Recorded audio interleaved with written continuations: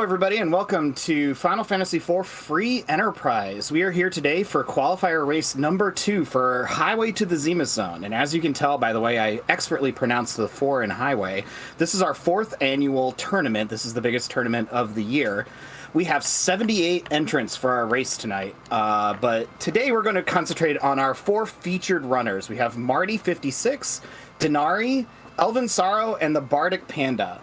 Helping me on the restream is Dathis, and pushing the buttons for us is Lamia Harp, and then also my co-commentator is Enth here. Hey, Enth. Hello, and welcome everyone. Also, a quick shout out to everyone who just subscribed to the channel, threw in bits and like that. Thank you very much for your support. Very, very excited for this race tonight because 78 is a lot, even though we're only going to be watching the 4, and there's a lot going on here. Yeah, and so we have a couple of new flags that we're going to go through here, but let's talk about our objectives. We have our first 3 that we always have: defeat Wyvern, complete Cave Bahamut, and have Kokol forge the Legends Sword, except for it's not going to come out to be the Excalibur this time. And then we also have Cave Magnus and D-Mist, which should make for some fun times here, it sounds like. Yeah, I mean, when you see this Cave Magnus option, you think kind of like, oh, this is a little bit of lolly holy creeping back in here to the high 4-way to the Zemus zone here. So that's always exciting. We love required music no matter what. D-Mist being sort of double incentivized on top of giving that key item due to the no free key item flag being on. Also being an objective is good. And you also mentioned the not getting the Excalibur out of that. For those who have not watched this flag set before, who are somewhat new, maybe watched some Lolly-Ho League or any of our previous tournaments, this is the tournament debut of the Sea Hero flag, which means that cane that they have as their starting character right there, when they go and forge that Excalibur, instead it's going to be a special weapon made specifically for Kane from the Game Boy Advance version of the game. So that's one of the many little wrinkles introduced by that flag. Yeah, and I feel like Kane is one of the characters who gets some pretty good options in that set, but hopefully we'll be able to kind of go into what they get. Hopefully one of our runners will go for that today. This is our second qualifier and our biggest one so far at 78. Yesterday's was at, I believe, 52. But hey, we've started and we have an Eddie and Kane. So, and where do you think we go first here? Well, I think there's that starting pan there, and that's going to inform quite a bit of where our runners go. I think at this point in time, you're not necessarily feeling super strong. Kane starts at a low level. Edward is Edward. So you're probably going to want to go for the easier places. But with that pan, I also wouldn't be surprised if our runners are going to do their best to avoid Fabul as early as possible and try and sort of single dip it if they manage to find their underground access at one of the other locations. So I'm not entirely sure, but I kind of suspect that we'll see Antlion Cave, we'll see Mount Hobbs, we'll see all those other low-level locations first. And maybe we'll just see a couple boss checks to, like, Mist Cave and Waterfall Cave. But it looks like Elven Sorrow sort of deviating from that alongside Denari, and both of them are going to be going to Eblan Castle. Yep, a couple of passes, a couple of castles here. We'll see where we go. It looks... Let's see that we've gotten anything of note. Yeah, ooh, there's a nice ribbon that we just picked up there. Yeah, ribbon's a nice, interesting early pickup. It looks like Elven Sorrow is not really planning on taking these trap chests, just going to try and hunt them down, reset out, as is Denari. I kind of like this plan a little bit. I feel like you might as well get this bit of an early equipment spike. Eblan Castle has a bit better loot than some of the other overworld locations due to it not having an objective tied to it. So you might as well try and get that bit of a power spike where you have these two kind of like early game characters that don't have a lot of inherent power in them. Yeah, I would agree, and you know, if you can spike something like a really good Gungear or you know one of the other nice cane weapons, you might be able to pass some checks a lot easier. But it looks like we're gonna continue our looting route here. A Slumber Sword in the back of the Waterfall Cavern is not the worst prize. It's an okay little immediate power spike. We also saw a Drain Spear, I believe, in Castle Eblin, so we've got a couple of good little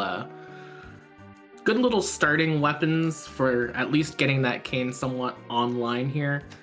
And really, that's what matters here. You just won't need to get one or the other online. I think you were probably right that they were looking for a cane weapon. The only other thing I can think of that might immediately help this party is if they were to find a dancing dagger for that Edward.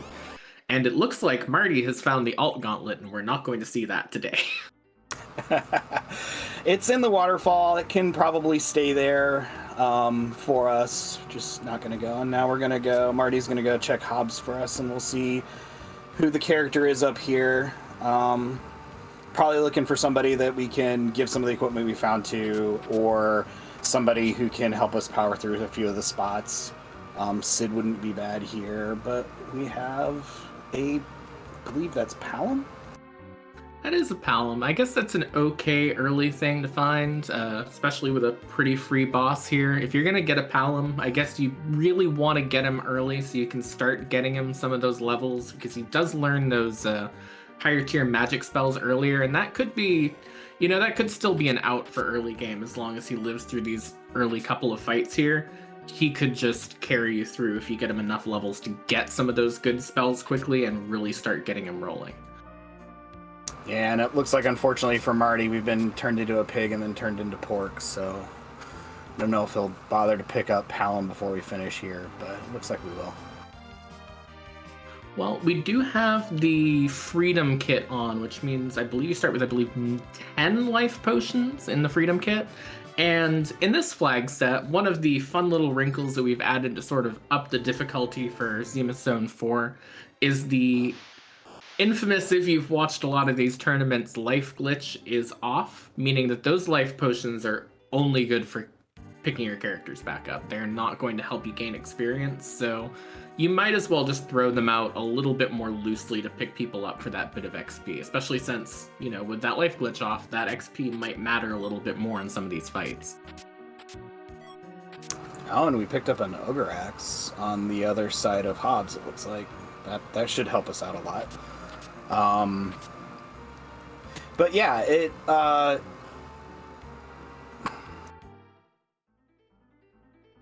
yeah, definitely. That Ogre Axe should carry them through that early game pretty well. I believe that was a Cursed Ring over on Denari's side, finding it in the Troya Armor Shop, which is one of the less popular ones to go to. So real interested to see if anyone else finds it, but that does mean that if he wants, he can mess with agility with it. Part of the Sea Hero flag is that your agility is set based around your hero character, in this case Kain, and you cannot stop him from gaining experience by just knocking him over, because he will gain experience even if he's dead in a fight. So it's good to have things like that Cursed Ring, because you can't just leave someone on the ground as an anchor in this flag set. So that's a pretty good find for him. Yeah, and it looks like a couple of our runners here, Marty and Elvin, have decided to go in and see what Antlion has in store for us today.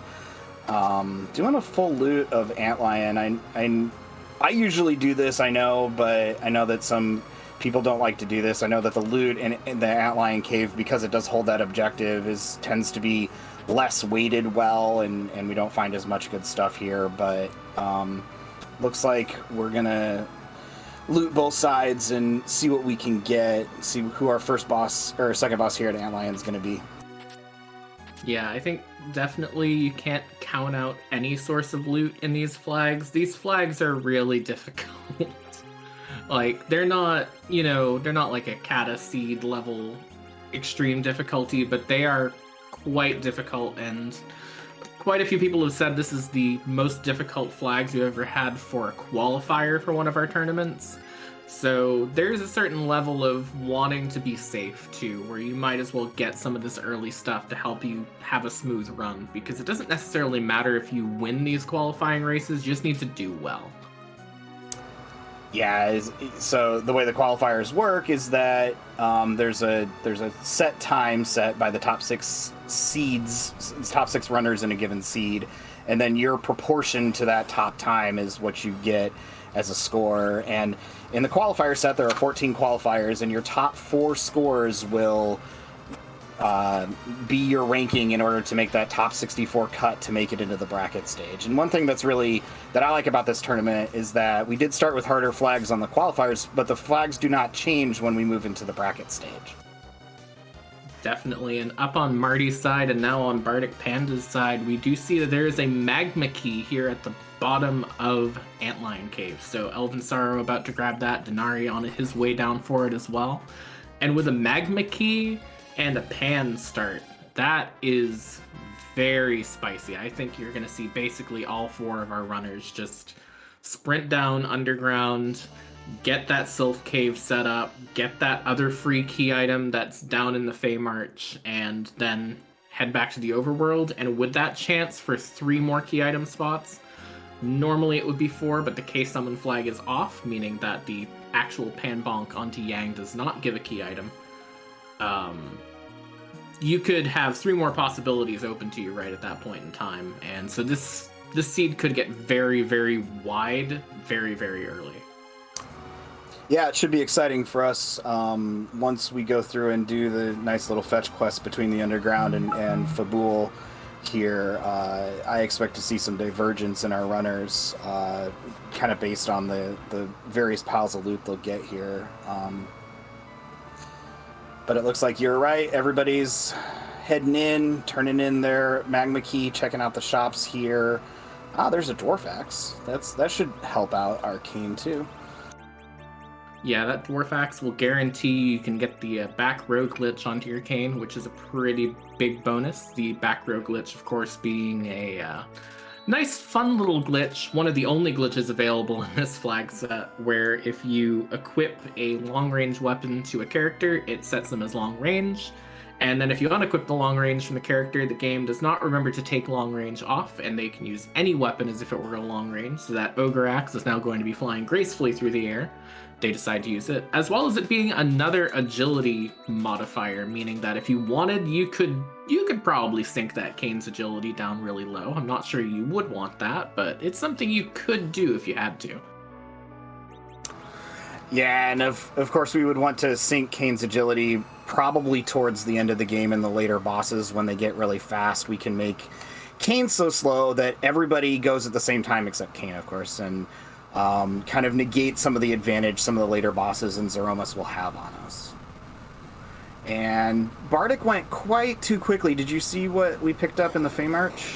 I sure did. That's a Sand Ruby, meaning that the mystery character that no one has seen yet in that Kaipo bed, at least on stream, is now free and available to them. So that could be their 4th character. It could also not be their 4th character, depending on how it goes. And I also saw Bardic just picked up a Dancing Dagger for that Edward, so or for Palom. So one of those 2 characters can be useful now. Oh, and interesting, in the Fey March basement, we do have a Sparkle. Now, as you were saying earlier, the K-Summon flag is not on, so neither the King or the Queen spot will hold a key item for us, but that Sparkle might be our Wyvern, and I wonder if somebody will check it while they're down here.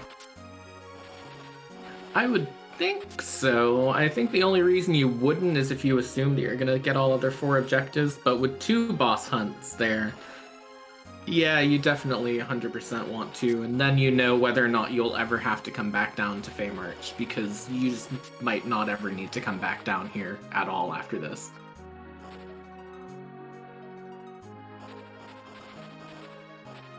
It is looking like Bardic might not check it, though. We are seeing Marty going back up towards the safe spot. Yeah, it looked like... Oh, yep. Hopefully Marty will check for us, or I'm sure somebody will. It does look like Bardic is continuing the route that we laid out earlier. Gonna go make the best sound effect in the game. Duncan Yang there on the head. Oh, and we're gonna take some chests down here, looks like. I think it's a little bit of a question mark, you know. There's like two oh, it is the Wyvern. Oh, that is not good for Bardic at all. Oof, did let's see if Elvin lets it hit. I don't know if I would, but see what it's Venom. That's not too bad.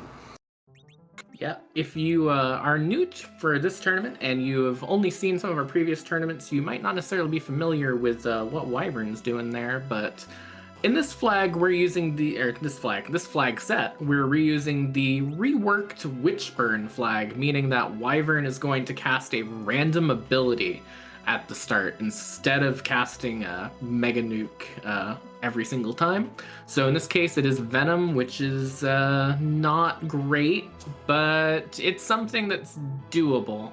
And I think, you know, we'll probably see people come back to it at this point in time instead of going for it. The bad thing about Venom, as was just pointed out in chat, you can't necessarily berserk properly if all your characters are poisoned, so it might be a bit difficult if your plan is to just use Kane to bonk everything down to actually get through that fight.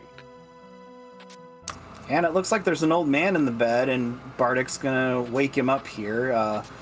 Tellah has a lot of neat utility in this flag set. Can, you know, once we go up, Ordeal learns all the magic in the game and can enable some of our grinds. We were saying that the life glitch is off, which makes some of the grinds, like the D-Machine grind up in the Giant, less available, but, you know, Tellah's a great utility pickup here, and definitely probably something I would have done as well. Sounds like, or looks like they're checking the shops here, getting the earth as well. Yeah, and I think there's been two sort of camps right now about Tellah in this flag set. There's the, oh, I love Tellah at all times in this flag set, kind of like ZZ3, and then there's the sort of lolly-holy style. I don't really want to keep a Tellah forever, but he'll do for now. And I think right now where Tellah's, like, as Dathis was just pointing out in chat, the only healer that we have available to us right now in this flag set, or in this seed, you probably want to get that Tellah online fairly quickly. So that's another thing that's going to open this up, is you got to do Mount Ordeals if you want your Tellah to be useful. Yep, and so Bardic is making the Fabul play, as we kind of talked about. Elvin's going up and possibly going to get the Palom off of Hobbs here. Probably see them go to, I would say, Ordeals after this, I think. Kind of depending, I guess, on what we pick up here. But let's see who's attacking Fabul today. Yeah, and one thing, if you look down on Bardic's party whenever he's in that equip screen, he's done a very, very good job of getting a very strong setup. You know, we have those dancing daggers. He's found an Artemis bow and some samurai arrows for Edward, which is going to hit quite hard. And I don't think this Kenatsu that we're seeing here is too much of a chance against this party right now. No, I don't think Kenatsu's long for this world here. Couple of lits will just kind of take care of us. It looks like he's actually going to, I believe he decided he's going to use ice off of Palom while using the lit off of Tellah. When the water is not up, Kenatsu is not weak to lightning. So I believe he's weak to ice when he's in his just sort of standing there, hey, I'm a turtle phase. So that'll be very, very good usage of game mechanic knowledge there, knowing that the charge time for spells means those will go off in that order. Though it does look like he did queue up the lit too after all. Yeah, I don't know if I would necessarily trust Tellah out in the middle spot with my only lit cast. But yeah, I mean, it makes sense. I didn't actually know that the defense raises and loses when you get the water up. It's one of those wonderful little quirks, and a legend sword at the top of Fabul is another fun little quirk off of the seed. That's half of our third objective there. And if, say, Sheila's holding on to an adamantite rock right now, then we're going to have a power spike that'll carry you through most of the seed in all likelihood. And you called it. I kind of wonder if we'll we'll probably just go right back underground and see what we get out of Kokol there.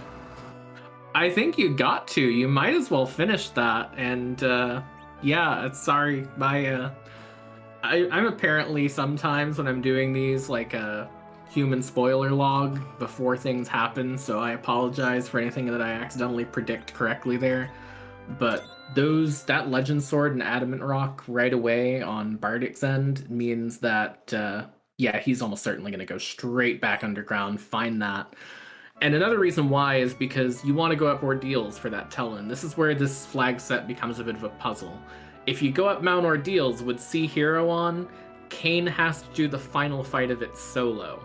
So you might as well go down and get that free spear, make that fight completely free in almost all possibilities, and just sail on through it. Yeah, I like the mechanics of that fight because the game does give you, that spot tends to be very, very slow, so some bosses that can otherwise be awkward aren't as awkward there. But some people, it doesn't matter. Like if you get Evil Wall there, Evil Wall cheats, and so it doesn't matter as much. Ooh, some nice Stardust in the shop, and we've got a Piggy Sword. Well, it's not the best Kayn weapon, but it is the best Kayn weapon. Guess it depends on what you wanted to see today, right? Exactly. I was not aiming for the overwhelming power. I was aiming for the sword that is pigs, which is all I really wanted here. But you see right there the equip and the plus 60 there to Kayn's battle power stat there in the equip screen alone, which doesn't quite tell the full story, but, close enough. Yeah, that's going to be a huge spike, and that's basically going to roll over anything that could possibly be in that crystal room at this point. And another thing in this weapon shop is there was a power shirt as well, and if you really wanted to get that Kayn going with that Piggy Sword, then you could possibly save up for one of those power shirts, come back, and really have spicy Kayn going. Dathos reminding us that he handed us the wonderful spicy Kayn here. As we're gonna fly back up and I imagine go back to Ordeals. We did sell quite a bit of our equipment trying to get that power shirt though. Oh, we're gonna go see who's in Baron here. I think that's an interesting choice. It's actually prioritizing like getting a 5th character might make more sense in some ways too. Especially if you're going to start knowing how you're going to have your team built later on. And especially if there's a chance you think that it's not quite worth it to power up that Tellah. And with a Cecil here, hey, there's another bright blinking sign saying you want to go to Mount Ordeals. Yeah, and this party's actually shaping up pretty nice. You have some nice utility, some good magic, some good swingers. If we can get a weapon for Cecil, we may be set here. But we also pulled a Star Veil out of one of the trash cans in the inn here, which is another great pickup. As I believe you mentioned before, we don't have any J items. Uh-oh. And we found our 5th objective here in Demist. So it looks like this was a really great play to make. That is a fascinating find here, because that's going to be 2 more key item checks off of this. And if you really, really wanted this entire seed to try and open itself up early, Pan Start, Magma Key at the bottom of Antlion Cave, Demist hiding, and Baron Inn, we've got everything here. And another thing that's worth noting too with the Cecil find here at Baron Inn, if you find a good lance for Kayn, you can hand that Piggy Sword to Cecil and let him swing it. It's, I think, about the same power as Excalibur, a tiny bit under that. So it is basically like a free Excalibur form in that way. Yeah, so hopefully that spice comes true for us. Once we get through here, we can go pick up the demist item, and like you said, this is probably opening up pretty hard, and our runners have access to a lot of objectives now. Definitely, and it looks like Marty and Denari are instead both going to head up Mount Ordeals instead of heading to the Baron Inn spot, which is a fairly logical progression. Sometimes it's one of those things, like, again, we don't want to focus too much outside of our 4 runners here, but there are 78 people in this race. There's over 100 entrants in the tournament as a whole. At some point in time, this was something that was sort of discussed quite a bit pre-tournament, and it is, how much do you take a risk? And how much do you get a Darkness Crystal at Baron Inn when you take that risk that means that you have access to another objective already? And if he knew that that Wyvern was down there, that would be go mode already. Yep. Bardic doesn't know it, but he is in go mode. He just has to grind and go to Wyvern, go to Cave Bahamut, and he will have his 4 objectives to go and beat up Zoromus, gain the crystal. Looks like we have a Plague in the Mylon spot. Shouldn't really pose any problem for our runners here on screen. Yeah, I don't think there's going to be too much up here, although it does look like Denari's timers are at 0 and is going to just land that final hit here. It's going a bit fast, and it looks like we're going to have roughly the same up on Marty's end, so this might be a little bit rough. And then only a Charm Rod, although I guess it doesn't matter quite as much what you get from Rydia's mom at this point. Oof, and Marty does eat the White Cane, doesn't quite finish it off with that jump, so looks like we'll go back and probably try again here. Yeah, and Elven Sorrow just did a check that I don't believe anyone else did. Went and checked the Chocobo Forest outside of Mount Ordeals, one of the little hidden spots in the grass there, and found a lightsaber for his inevitable Cecil there. So that is a very, very good pickup for him, and if no one else finds that, and he ends up being the only one with like a really good Cecil weapon and can keep that pig sword on Kane, that's going to be a pretty big advantage for him. And it looks like we may be making another one of those plays you were talking about of, turning in that Darkness Crystal and maybe checking the character on the moon, or possibly even checking out some of the spots on the moon here. Yeah, and I think the real question here that's going to come up in this seed in a couple minutes as we see this Seraphite in the back attack spot on Mount Ordeals, Denari here, making his way through that. The next big question is going to be, what are you doing for levels? You can't just like buy Star Veils to do low level strats. You kind of have to have a plan around it. I don't think that you have enough Star Veils to do low level strats. I could be incorrect on that. And so it's going to be who can do the most efficient grind and what can you get for it, because you're not getting 10 key items in this seed. You're going to be spending so much time running around, you might as well have been spending all that time grinding. Yeah, I certainly think that the top completers of this seed will probably forgo the 10 key item bonus that applies to experience. Once you gain that 10th key item, pass doesn't count, but everything else on our tracker does, then all of your experience totals are doubled. So a lot of times you can hold off that grind until you get that 10th key item, but with the seed as wide open as it is at 6, I don't know how many more our runners are going to pick up here. I think it comes down a lot to what is this character. If this character is an edge, then I think you go back down underground, you steal some Sirens. It is a Rydia, so yeah, I don't think we're going to see anyone keeping that Rydia here, unless you're... Well, I mean, I guess maybe you'd take the Rydia over the Edward at this point. But I think what you'll probably see is you'll see people look for ethers in a shop and maybe consider doing like a D-Machine grind with that. You have the Tellah to cast weak. It won't be as fast as doing it with life glitches. It will take twice as long, but you will still be doing that at that point. And I think that's probably going to end up being the play here. Something like D-Machine or Mac Giant, almost certainly D-Machine of the two. And we'll see what happens from there. Yeah, we would get our full utility out of the Tellah that we picked up out of the bed there by going to the D-Machines. Tellah has the weak spell, which makes the D-Machines basically possible. And as we will likely see one of our runners, we can explain some more of the mechanics as we get there.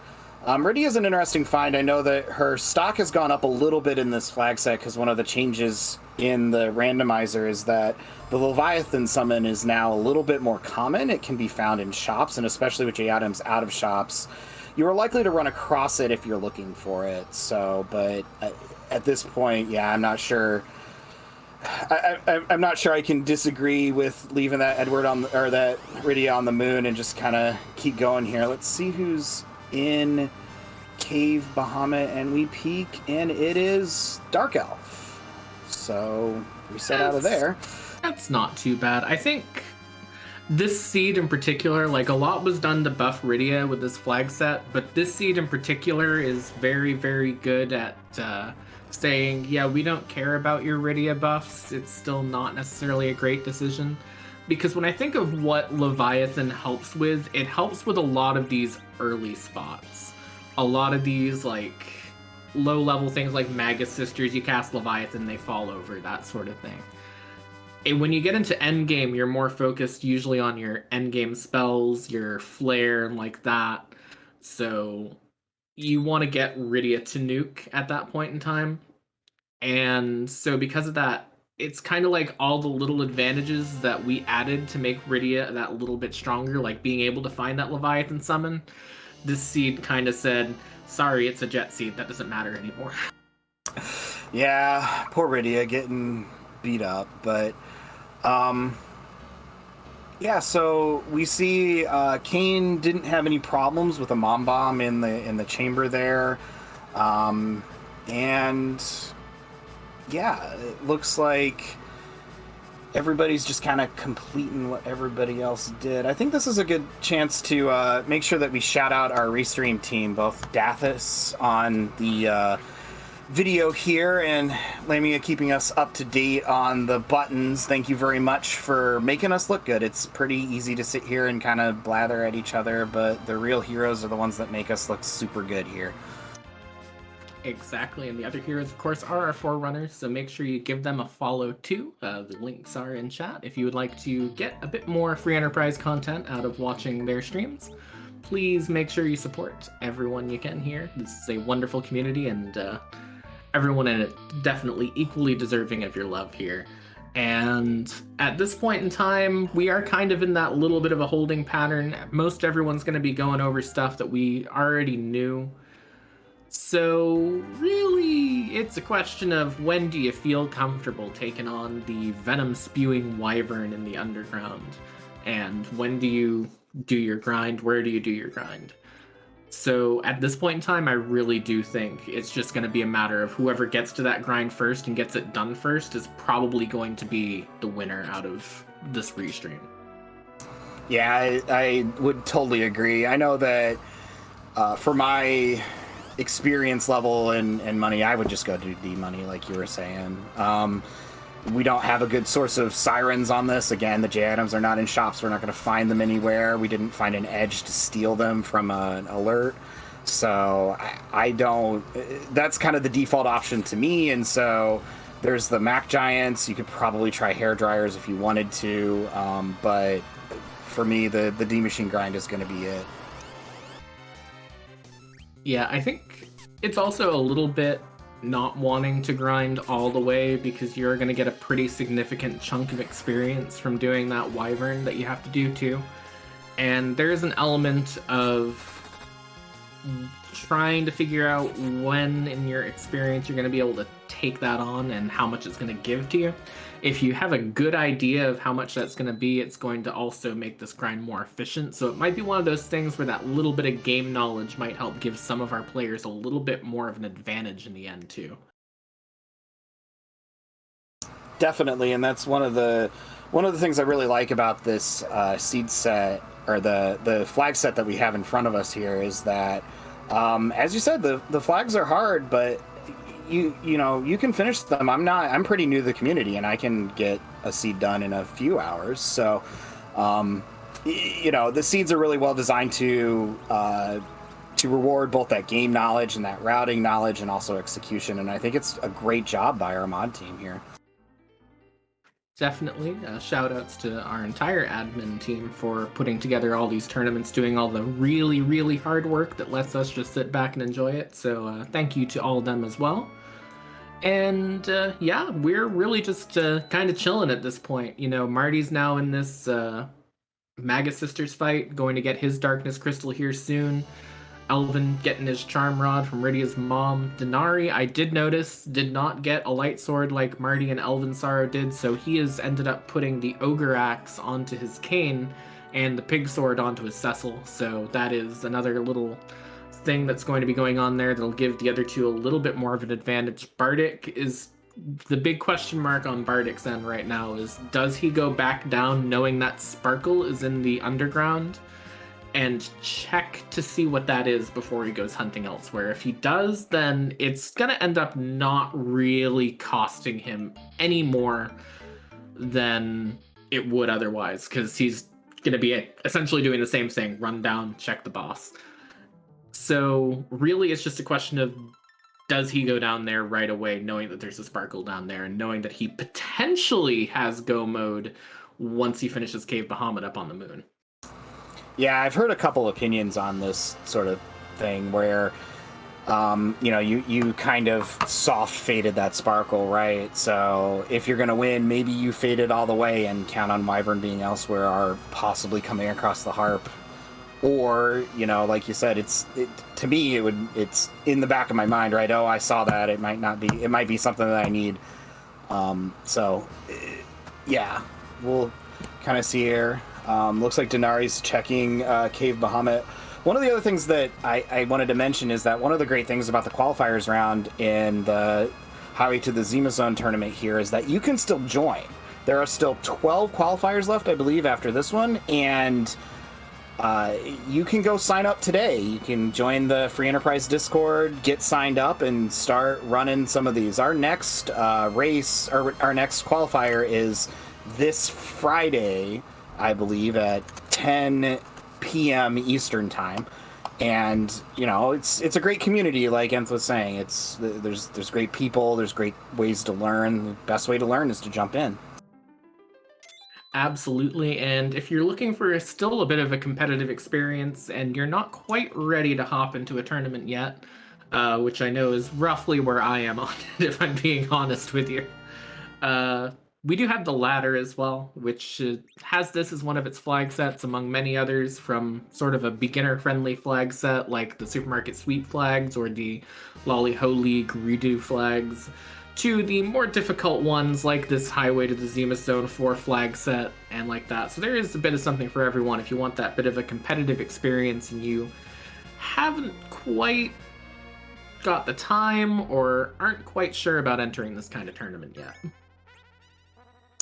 Yeah, and I saw earlier in our Discord that Asuka was saying that she may run some sort of off-season Pink Puff events as well, and those are great for some of the new players to get involved here. But yeah, I mean, there's a place for everybody. Enth mentioned that they're not quite ready to join here. I'm not participating either. I just like to commentate and watch. So the community is real accepting and real welcoming. I invite everybody. Now, one thing that was both pointed out in chat and feel like we should point out as well is that Elvin Sorrow has taken the Rydia. Denari didn't. I don't believe Marty went up to check yet. If he did, I don't think he took it. And Bardic didn't. So Rydia is one of those little tiny sort of flex points here where it could really change the outcome of the race depending on which one of those ends up turning out to be the right decision. Yeah, and as it looks like Elvin did pick up that Rydia.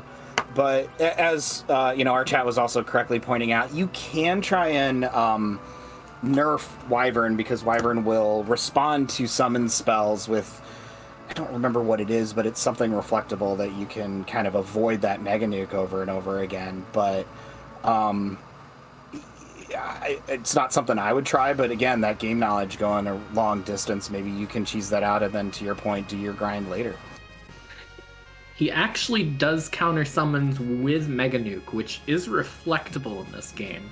And so you just pop Star Veils, and then his biggest strength turns into his biggest weakness. Now, one thing that we're seeing Marty doing here is that he's going into the Eblin Cave here. And both looting, which I gotta think that any of our runners is sort of sitting here thinking, I don't feel particularly strong. I should probably find a few more things to help boost my team a little bit. But also, he could check that other remaining character spot that we have open, because there is that free character check at the end. It's a bit of a walk. You have to sit through a cutscene, so it's a little bit of a pain. But let's say that character ends up being like a Rosa or someone like that, and you have an actual white mage as opposed to Tellah, who's kind of like a, I would say, half white mage, just because his MP pool is so limited. That could be another big thing to help there. Yeah, for sure. And, you know, Tellah doesn't always heal the best. And speaking of pain, we do see Pain Man in the Dwarf Castle there that Denari is checking now. And we'll see, again, maybe this is a character we want to pick up here. It looks like there is one of the flavors of Mylon going to be the second encounter here. And let's see who we pick up. Ah, an Edge. See if Denari takes, take Edge over Edward here, and fight Mylon and friends. That is a big gamble, bothering to go to Dwarf Castle right now. We're basically in no mode. I don't know if Denari checked that sparkle down in the Land of Summon Monsters, so he might not necessarily know, but if he's the only one who's gone down to find Edge, that is going to be, and this is a completely unavoidable pun, so I apologize ahead of time, quite the edge for him, because now he can steal Sirens, and that alone is worth the price of admission. Yeah, so for those of you who don't know, in the tower, in the underground, you can find in the trap chest, you find alerts, and from alerts, Edge can steal Sirens, and if you're level about 25, you have a 50% chance to steal a Siren every time, and you can kind of just sit there, nothing happens, and steal as many Sirens as you want, and go crack some eggs. It's a little bit time consuming, but in this flag set, almost all of our grinds are.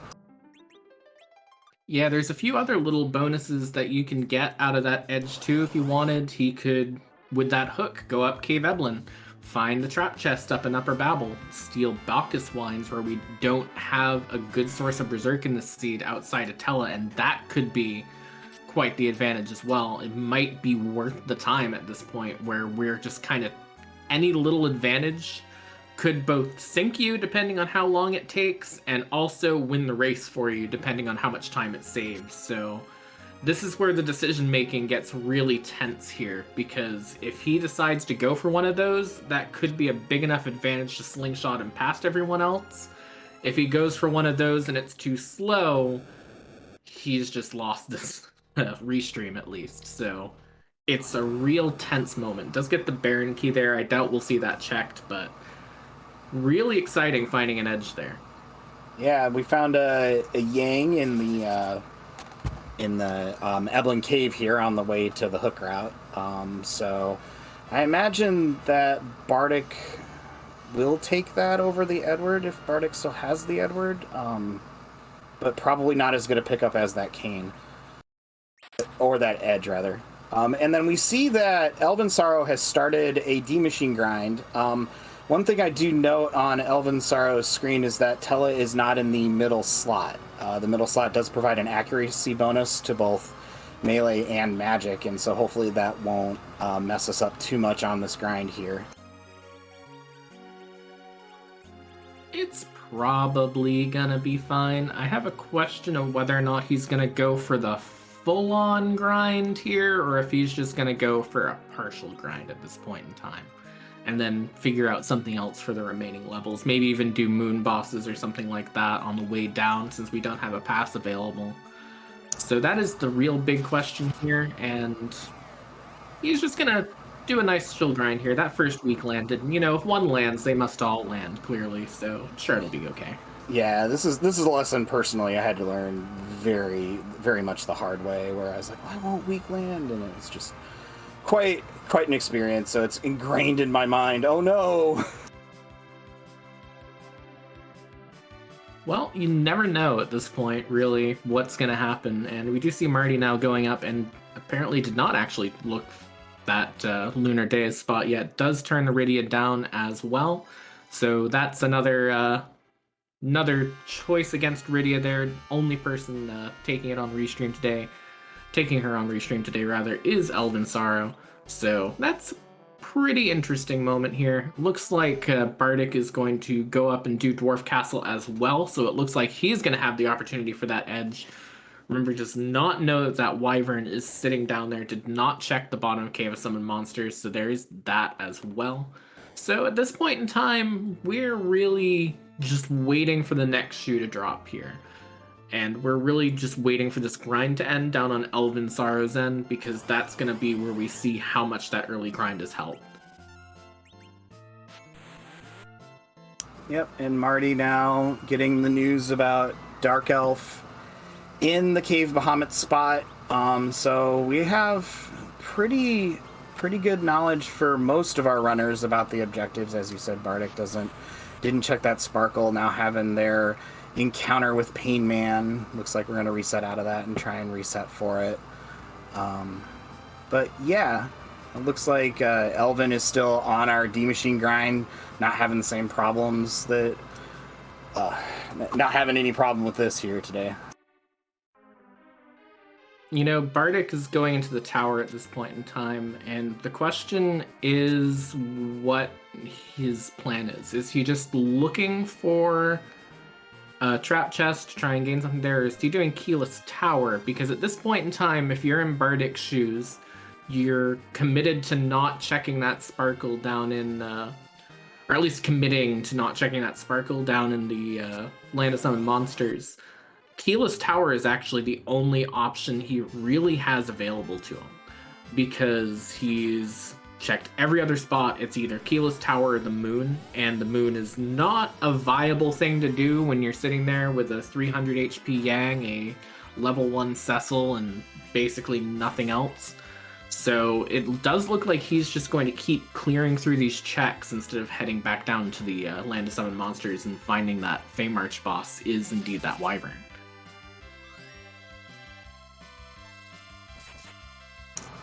And it looks like Marty's trying to decide who to give the Piggy Sword to today. Looks like we'll be transferring it over to that Cecil. I believe they just picked up. And we have several people facing Sirens and alerts for various reasons, either to steal some Sirens from them or to get some D-Machines out of them. Yeah, we've seen a lot of interesting variants here. We've got Bardic, who's going through these checks right now, going up Keyless Tower. We've got Denari, who went through Dwarf Castle, got through those fights, so decided now to steal Sirens from the alerts here for his grind. Elven Sorrow, who saw what was the writing on the wall at that point and just sort of bit the bullet, headed straight for the Giant, decided to do a D-Machine grind. And then we have Marty, who's still kind of looking in shops, maybe looking for a little bit more of a gear advantage here, as opposed to the other runners who are kind of looking for either levels or, in Bardic's case, progress. So we've got a very wide variety of things going on here. Now it looks like Marty is going to head into the Dwarf Castle as well.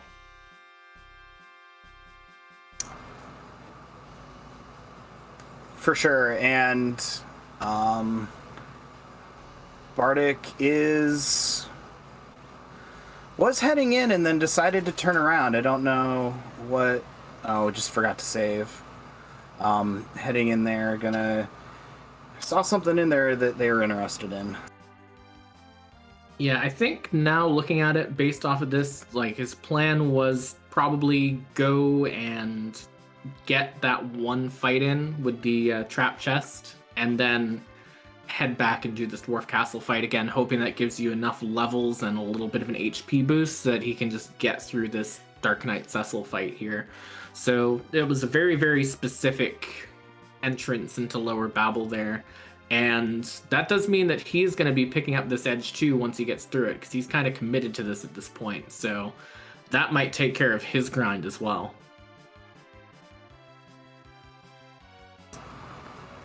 Yep, and we see Denari. I believe that's Tower that we're going up. Yeah, it looks like he's going for Keyless Tower as well at this point. Might also just be doing trap chests. Honestly, there has not been that much worthwhile in these shops. And that's just, the nature of the flag set in this case. When there's nothing in shops, maybe you start doing some trap chests. Although in this case, it looks like he's actually just going for the actual Keyless Tower check here. So very interesting play. We'll see where it leads. Yep, Marty's looks like they're cracking some eggs here, trying to get a few levels, maybe thinking about going and facing that Wyvern after a short grind here, or we'll see. Yeah, as was pointed out in chat, it could just be that Denari is trying to get key items towards the 10 key item bonus. When you hit 10 key items, unless the flag turning it off is on, in this case it isn't. So in this flag set, when you get to 10 key items, you start gaining double experience. So it's another one of those little decision points that's going to factor into who wins and who loses today. And, well, not really loses, because in this qualifier race with the format, you don't really lose if you don't come in first. You just do slightly less well. So that's the real question here. And there is a question of, is it worth going through some of these checks and trying to get that 10 key items to have that grind? Will that save enough time to be worth it? And we're starting to see these decisions really play out in real time here. So, and if you're Denari and, we're doing our Bahamut fight now, putting up some Star Veils, should be able to get through this. You get your 9th key item here, let's say, for sake of argument, it's Spoon, right? It doesn't unlock anything new for us. Where do you think we go from there? I think if you're going for 10 key items, you're committing to going for 10 key items. Like, if you go up this tower to get a 9th key item because you want to hit 10, you're probably not going to say, well, I'm not going to bother going for the 10th at this point in time. So I think if it ends up being no new rabbit holes, then I think the only real option available to him is to go into Baron Castle. You don't really want to do, it's 2 bosses, it's a number of cutscenes you're going to be sort of stuck with no matter what. It's a pretty big time sink. The only other option aside from that is sneaking up to the moon and trying to find a free boss somewhere. But that rat tail there, that could be that 10th key item, and that is possibly the best thing that you could have found at the top there if you were looking for 10 key items. Yeah, rat tail with our hook that we already have is a quick check. No boss, and maybe we get something out of it. My favorite play is getting the rat tail, and then the dwarf there turning over the pink tail, and then you get whatever's out of the pink tail too, and it's great. The real troll thing that could happen here, it won't matter in this seed because you're not going back anyways, but the real troll thing is when you get the rat tail at the top of tower and then you get the tower key from the rat tail, just vanilla with an extra step added to it, which is wonderful. It's like, it's not vanilla, it's like vanilla if you go to like one of those places that freezes the ice cream like in front of your eyes and like liquid nitrogen. It's still vanilla, but it is very fancy. Yeah. So, Dathis in chat saying possibly that's vanilla extract. I'm kind of wondering if that's imitation vanilla extract because you didn't quite get the tower key, but you got something kind of like it. Definitely. It does look like Bardic now is going to head back to the Coco shop. Looks like maybe he has enough money for that power shirt he was eyeing earlier at this point. Yeah, he's at 80k, so he's going to try and beef up a little bit with that. And we do end up seeing a spoon here for that rat tail. And with an edge, I mean, that's a free 10,000 damage on any boss that you want to deal with. Say you don't want to deal with that Dark Knight or Dark Elf, you could throw a spoon at it. That's going to take out most, not quite all of its health at the Bahamut spot. And really, you can erase any boss, but it does look like he's heading back to Baron, so I'm kind of wondering, like, maybe Denari didn't check the Feymarch bosses and also doesn't know that there's a Wyvern down there. could be a calculated play too. Maybe if that's a sparkle, it doesn't. You don't know that you can beat it, and so maybe you're just calculating here. Or maybe we're just going to go tech the shop and then head back down. Drain Spear here, we found one earlier, nothing else really of note. In the armor shop here, Crystal Shield, nothing it looks like we're interested in, but looks like we want something out of this. Maybe just trying to avoid an inventory boss later. Ooh, Marty decided to check this first giant boss and found King and Queen Eblin. That is a pretty good bonus there. That is free experience, completely free experience, and a pretty big chunk of it here at this element spot. So very, very smart play there to just quickly check what this boss is, knowing there's a lot of free bosses still on the table, and being rewarded with this free King and Queen Eblin fight. Yeah, that'll power up the team nicely, give us some nice experience up here. Looks like Elven Sorrow, though, I hope can make it out of there. Has been in this D Machine grind, and now lots of people are on the floor. We got plenty of life potions. Should be able to recover here, but looks like that turned a little bit south on us.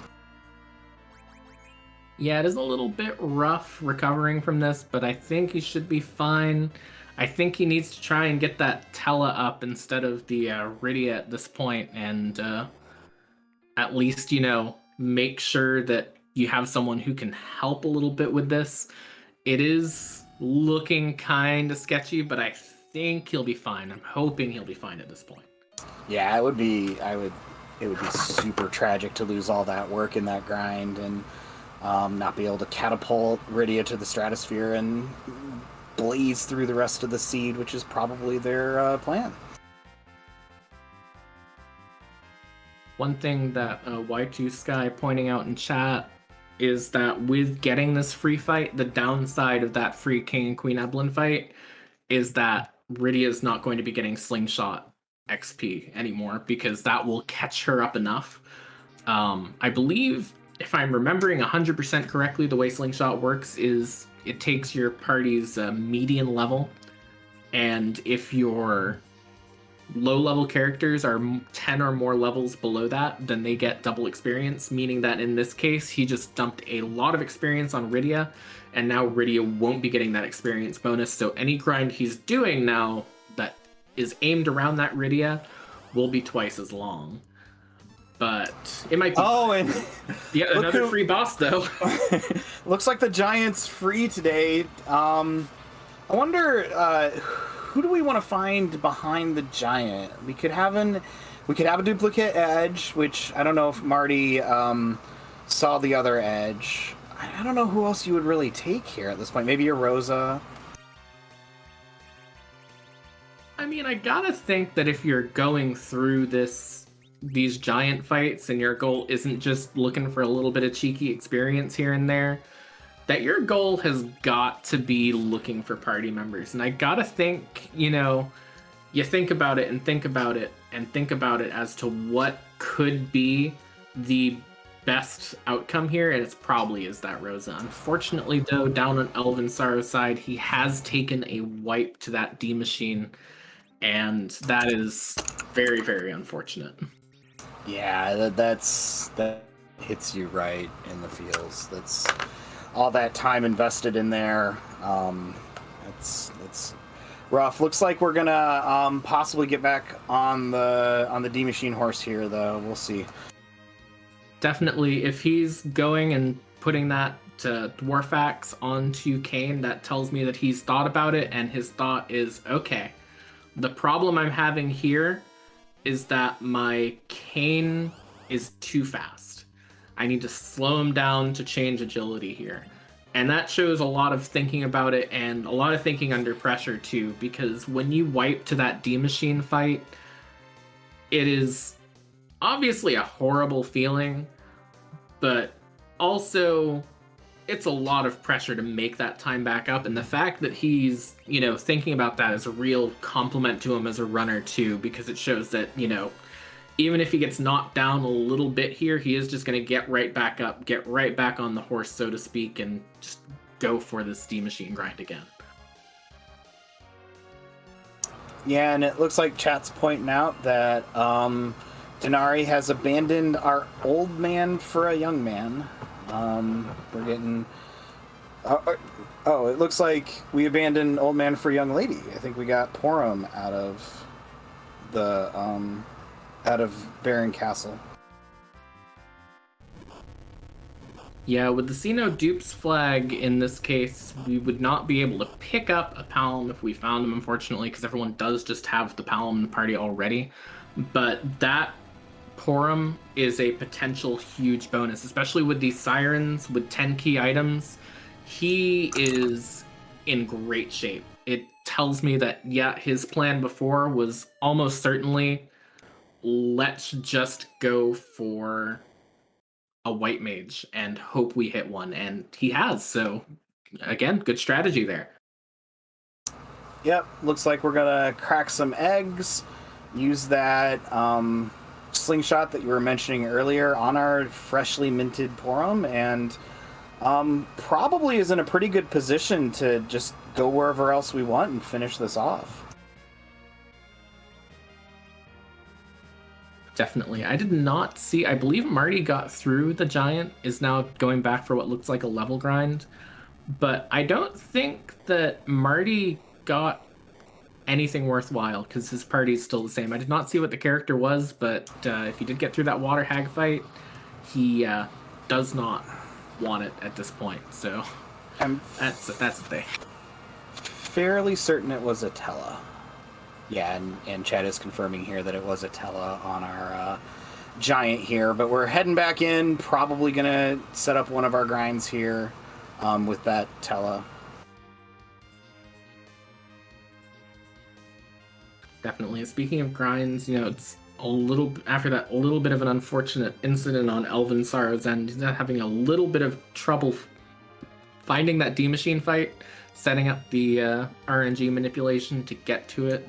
He'll get it eventually, but sometimes you just get into one of these sets of RNG seeds where you just get the longest setup for D-Machine in your life. And it's unfortunate that it's happening now, but that is just something that does happen here and there, and you'll get it eventually at this point. But that Mac Giant was not a good thing to run into. Probably not exactly what we were looking for, but the Discord does have some excellent charts, some excellent YouTubes or Twitch VODs to kind of show how to set this up and everything, and how to get your grind on here. And it looks like we're entering that phase where we're going to be in a grind here for a little bit.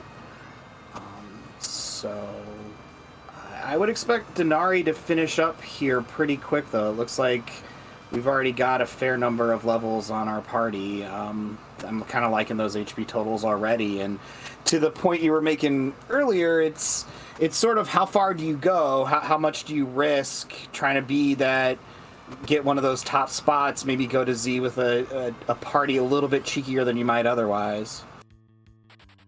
Well, it seems Bardic Panda just picked up an Avenger. So that's going to change things a little bit too in terms of what he wants. If he was looking for a white mage, I mean, I guess he's already found that Porum, but that's going to help with trying to find Berserkers. And his party setup screams, I am going Berserkers 100%. He's got a Yang, he's got an Edge, he's got a Kayn, he's got a Cecil, he's got someone who can cast Berserk, and now he has an Avenger. So that is a pretty good bonus there. The downside, going back to Denari's side, though, with that grind, is Porum is very underrated, but one of the things about Porum that is very accurately rated is that Porum has extremely slow HP growth and learns her spells quite late. And because of that, while the grind is sort of going well and like that, he's only got 3 Sirens left, and that Porum still only has 1400, and I don't think has gotten to Cure 4 yet. So there's a little bit of a question of how much more is he gonna go for here, and what's he gonna do if he runs out of Sirens before he can actually get to the point that he wants that Porum at. Yeah, maybe he thinks he can make it up in some of the other bosses he's going to end up having to check. He's still got that Dark Elf in theory to do. I think, Denari still has the Wyvern to do as well. Those are both going to be a pretty big chunk of experience, but definitely looking for that Cure 4 on our White Mage. And we just got it. So, looks like we will be in a pretty good position to, power through the rest of these objectives here. Yeah, and I think that's another possibility here too, is that if for some reason he's still not quite happy with experience once he gets through those remaining 2 bosses he has, which I think if you get Porum to Cure 4, you're just accepting that you're done grinding at that point. But if he wanted to, we don't have a pass. We still have to go back to the moon to do Cave Value, and Cave Value and Wyvern, where they both are with that K-Summon flag off, are not going to give key items. So we're not going to see the pass on Denari's end unless he starts doing a bunch of other checks. So in this case, if he really felt like he needs some more levels, he could just save at one of those save spots and look for an easy moon boss on the way down and use that to catch up a little bit of experience too, instead of trying to find another grind. So there are other options too if he ends up not quite happy. I think he'll be happy with where he is now, heading down to that Wyvern. But, there are options. Yeah, for sure. And, we have the knowledge that a couple of the free bosses are sitting up on Giant, making our Giant really free for us today. Not super useful, but free. But there's still a fair number of bosses that are free or cheese with Denari's party. You have, Karate, the 2 that are on Giant, the officers. Probably pretty good chance of running into something you can take down there and get your extra levels and maybe pick up, a nice item for your trouble. Definitely. And another little thing too is just that, there is a question of how much more do you really want if you're concerned that someone else is going to finish ahead of you. How much are you willing to push and take risks? Because again, the way these qualifiers work, where you're just kind of looking for the fastest time you can put up as opposed to the highest placing you can get, there's 2 schools of thought. There's either, okay, only my 4 fastest count, I'm going to do more than 4, I'm going to take these risks and just head for it. And there's the counterpoint of, I should put up 4 good times and then take risks if I want to try and up my score a little bit later. And so that metagaming will start coming into play a little bit here too, and whether or not our runners are the type to push themselves out of their comfort zone, or if they're the type to just sit in that comfort zone thinking, you know what, I'll be safe no matter what. And looks like Denari resetting out of the Wyvern fight, running into what you had pointed out, that it's running pretty fast and, not able to berserk through that poison status that Wyvern's going to hit us with at the beginning. One thing that's great about that Wyvern, or that Avenger Sword that we picked up too, is that if you equip it during battle, you do get that berserk status out of it, but it keeps the power of your previous weapon. So you're in our case, our Avenger's going to hit like a piggy sword. Exactly, and there is a pretty good amount of power there. I'm just trying to figure out what Denari's Z fight is going to look like when he gets there. I'm thinking a little bit ahead, because I think that once you solved a little bit of a puzzle posed by this Wyvern, it's no longer a real puzzle at this point. It's kind of just waiting for the end here. And at this point in time, he's going to have 3 characters swinging away, although the edge will probably be hurling everything in the inventory instead for at least a little bit. I gotta think that right now that Palom is not going to do much at all for pretty much the rest of this, outside of maybe the Dark Elf fight. Probably not. Maybe just getting the rest of our melees all excited to phase Z, and then possibly taking a little bit of a nap for the last half. Yeah, I mean, you could do hybrid strats with both that and reflecting some nukes, but there is a question of how much do you want to be bothering with that if Palom's just going to fall over to the first big bang, because there is a little tiny bit of a setup to that. You have to get that Star Veil into someone. There's only 1 Star Veil left. Otherwise, you have to have Porum taking a turn out of the way to cast a wall, which is not great. It's kind of turn inefficient in some ways, so there's not many good setups for getting that Palom into usefulness later in the seed, so I've got to think that this Palom is really kind of only here to carry through these next two bosses, and then it's going to be the full Berserk show, which is deeply unfortunate that we've got Venom Wyvern when you're trying to set up Berserk. Yeah, it looks like we're managing to work through it here, and looks like that Bardic did manage to get through the D-Machine grind here. Got some levels on Porum and our friends here. Oh, no, that was not the D-Machine grind. What was I thinking? We got through Bahamut. No, but Marty got through the D-Machine grind and has definitely got there, so that's going to be pretty much it for his grind, you gotta think. And I don't know, but I'm pretty sure that Rydia is a little bit short on levels for Nuke. So there is the question of how much further are you gonna go from there at this point, as it looks like now he's just got to make his way out here. Yeah, I'm pretty sure you're right. I don't think 46 quite does it for us, so... Still in the Wyvern fight here, still missing our Berserk, unfortunately. But ooh, that's not our favorite target in Porum, but Porum stays up through the nuke, so should be good to go here. Let's see where Marty decides to take us next, taking the whale somewhere. I believe he's taking the whale back over to Mysidia to grab the other airship, and he's going to head straight underground and head for that Wyvern next as well. With the knowledge that our runners have of knowing that Wyvern is in that underground spot, knowing that Cave Bahamut is obviously on the moon where it always is, that means that in this case where you don't have a pass and you know you're not going to see a pass, you definitely want to go down there first and get that over with, because when you go to the moon, you aren't coming home. Absolutely, although...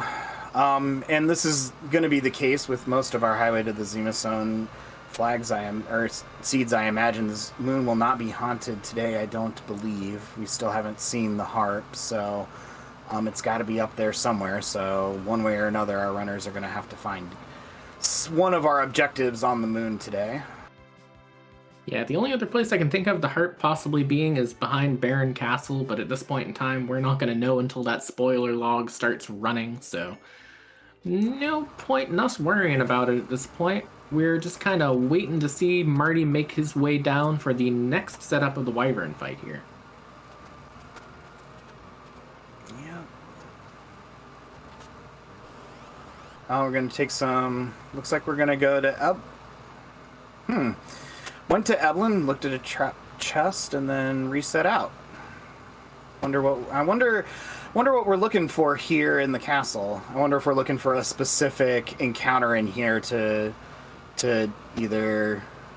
I don't remember if he has edge right now, but to steal something or what. Yep, he's looking for the Mad Ogre chest almost certainly to steal some Bacchus wines to help get that online here. Just needs to get 2 of these ogres down, and then that will be pretty easy, or probably not going to bother, just going to sneak out these wines, and that'll help quite a bit. That'll free up turns on Porum. She won't need to cast Berserk. You only really need enough Bacchus wines to get 2 characters through, Berserking on the Z fight and Berserking in the Dark Elf fight, I would imagine, as well. So it's going to be pretty quick, and it looks like Bardic is going to be heading up now to check Cave Bahamut.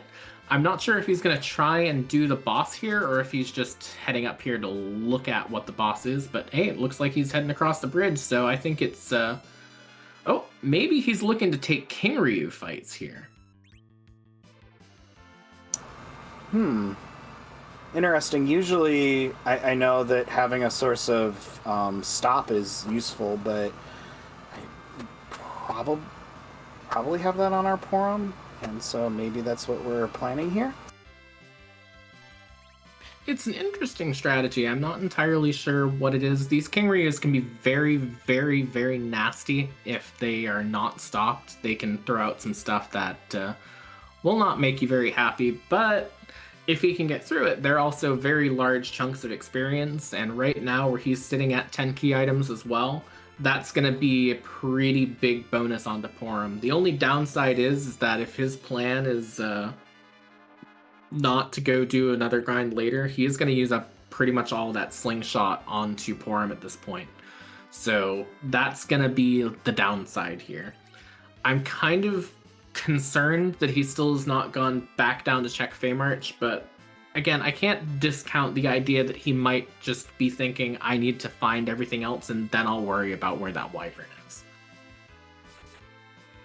And also importantly, Elven Sorrow has finished that D-Machine grind now.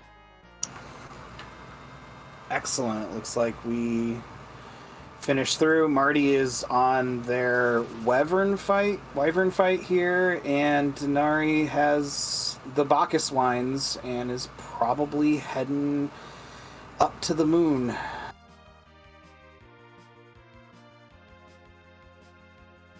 Yeah, at this point in time, he's going to be the first one into doing this actual Dark Elf fight, I think.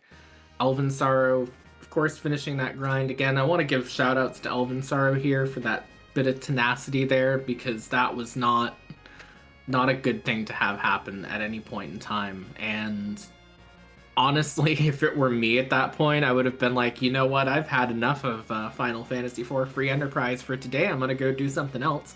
So in his case, sticking with it after that is really, really worth a round of applause from everyone. Yeah, I really appreciate it too. I probably would have made the same decision. Like, no, game's not agreeing with me today. Probably gonna go somewhere else. But picking that back up, having the foresight to get that back set up, and now we have a level 50 Rydia who's going to just microwave everything that we find. Yeah, and it looks like he's just going to head up, not going to check those other bosses. He doesn't need any more experience anyway, so it doesn't matter that there are free bosses there. He just wants to get going. And it is the race to the finish for these three at this point. Denari has that lead. Elven Sorrow going to head down underground next, so he'll be in sort of third place with Marty in the middle. And then Bardic is a question mark. A very, very large question mark, because at any point in time, he could just decide, hey, I'm going to head underground and check that. He is having a little bit of trouble with this King Ryu fight, though, and it is taking quite a while, but he has gotten through it. Unfortunately, will not get experience on Edge and Yang there, which is not great, but it is still a pretty big chunk of experience for Porum, and that's going to help out quite a bit. Yep, and we'll see. We're going to stand our other two folks back up, and we'll see here if we're gonna heal up and go fight our Dark Elf, or if we're gonna exit and do something else. But Denari has entered the Dark Elf fight, already in the second phase here, and doesn't look to be having a lot of problems, as we would expect for the levels that Denari has achieved here. Yeah, throwing out really, really nice damage on this Dark Elf. Probably just not long for this. And we're through. Just need to go and find a Zoromus now. Yep, that is our first runner in full-on go mode on stream tonight. Marty has gotten through that Wyvern fight as well, so he's going to be heading up to the moon next. Elven Sorrow just now hitting that save point in the Feymarch, so very, very hot on his heels. Bardic's still doing this little bit of a grind here, so the question is, does Denari feel 100% confident right here? Also, is he happy about finally getting an edge weapon that's not a dancing dagger? I didn't think Edge was doing too bad with that dancing dagger, but yeah, that's got to be just icing on the cake there for Denari, finding that edge weapon. Probably, if you were at all questioning, I think you to go, but we'll see. Yeah, looks like we're gonna go head over to the lunar subterrane. It's quite a walk there, unfortunately. Marty will probably be at very least at, if not through, the Dark Elf fight by the time Denari is actually hitting the Zoromus fight, so there's not actually a ton of room separating these runners, and Zoromus is enough of a wild card that this is still anybody's race, even if Denari has a pretty big chunk of a lead on our restream right now. Yeah, I mean, it's pretty easy when you go into that Zoromus fight to, if you forget to set your battle speed or you forget this or that, it's pretty easy for that fight to go south pretty quickly, no matter how much grinding you've done and how much preparation you're done, even with the best of parties. So I would not say that this is over by any stretch of the imagination. Marty heading right up to that Dark Elf and Denari walking down. I doubt Denari's going to check anything, maybe stop off to save, but just probably heading right to Z, I would imagine. Definitely. The only reason I could see him diverging is if he decides, you know what, I want a tiny bit more experience and he does a moon boss. But I almost feel like at this point in time, if you're not sure on experience, save and then go for it anyways, and then come back and find a moon boss later. Yeah, to the point we keep making on this qualifier set, right? There's 78 runners in this. If you want to finish with the best time possible, maybe you make that chance knowing that you can always fall back on trying the ribbon room and get in those extra levels to push you over the edge. But I don't know if at the levels Denari has that they're going to have that much of an issue anyway, so. Definitely not. And he has a very, very good sort of level agnostic setup a little bit here because like all of our runners, he's definitely leaning more heavily on these berserks. Although I guess Elvin and Marty with that Riddier are both going to be doing more hybrid strats. And the good thing about berserkers is they don't need levels quite as much. They need enough to survive and they need a big stick to swing and then they're happy. So it does look like he is just going to head down at this point in time, straight down to that final fight. And the path that our runners have hoed through this seed has provided quite a bit of that heavy equipment to swing at Zoromus and our other enemies here. But it's been really neat to see all these runners take different tacks to the seed. I mean, just like every seed, we all end up in the same place. We all end up with 4 of our objectives and heading to Z. But you know, it's been a wild ride getting there. And speaking of heading to Z, as we're starting to see some questions asked in chat here, if you're new to this randomizer, you haven't watched much, first of all, welcome. Please join our community. We love having new players around. We got a lot of great resources to help you learn, and we hope you're enjoying what you're watching. But also, we're at the Zoromus fight. Now, Zoromus is the hardest boss in the game by a lot. And we can't shift him around into other places like we do with every other boss. You know, you put Valvalis at the bottom of Antlion Cave, it's kind of annoying. You put Zoromus at the bottom of Antlion Cave and people cry. So instead what we do is we randomize the sprite that Zoromus has. When you throw the crystal, he will turn into one of over 500 different sprites, completely random. Most of the artwork done by the wonderful Scala Kitty, some also done by Boardface, the programmer, the randomizer as well. And that just generally leads us to one question. So Softnum, this is your first time on commentary. Would you like to go ahead and ask the question for the first time as well? Whose butt are we gonna kick tonight? Excellent. And of course the secondary question, you know, is butt cute? Does it have one? All those sorts of questions here. Yeah, why is butt? All of our favorite questions will be answered soon. And another thing I want to point out, Marty did unfortunately not make it through that Dark Elf fight on the first try. Oh, it's Dragamus. We're mixing our video games here tonight, though. Yeah, I think we have enough heal more to make it through this fight, though, so looks like we're setting up for our Zoromus fight the normal way that that we do, kind of getting all excited and just gonna make Zoromus' day hopefully pretty sad. It's a very what is this, a crossover episode sort of fight we got going on here with the ongoing Dragon Quest randomizer tournament at the same time. So the real question at this point in time is how much damage do our runners have, and are they going to get through all of Zoromus' HP before Zoromus' version of Hurt More, in this case Big Bang, can ship through them? And I think we're in very good shape on Denari's side right now. Yeah, I saw a Zerked Up Cecil do 5k, and that one was at 4. I think we may not even see, we probably won't see 3 Big Bangs, we may not even see 2. Yeah, definitely. And then over on both Marty and Elvin Sorrow's side, that wipe on the Dark Elf has allowed Elvin Sorrow to catch up at this point. Bardic about to enter that fight as well, but again does not know that Wyvern is there yet, and that's still the big thing. And the question is, does he start checking moon bosses from here? Or does he head back down and think, I should check those Feymarch bosses? And then if you find, let's say you go to the Riven Cave and you find the harp, you go back and do that, because it's gonna take you even longer there. But Denari not having a problem with the fight. Elven Sorrow getting through the Dark Elf fight first, gains his Hanzo Steel, and I imagine will take much the same path. Just head on up and start whacking the Dragon Lord, turn into a fool. And Marty is, at this point in time, seconds behind. Was ahead going into that fight, and now they are separated by about... I'm waiting for this crystal text box, because that's where I'm going to be timing that. About 15 seconds or so behind. 15 to 20 seconds behind at this point.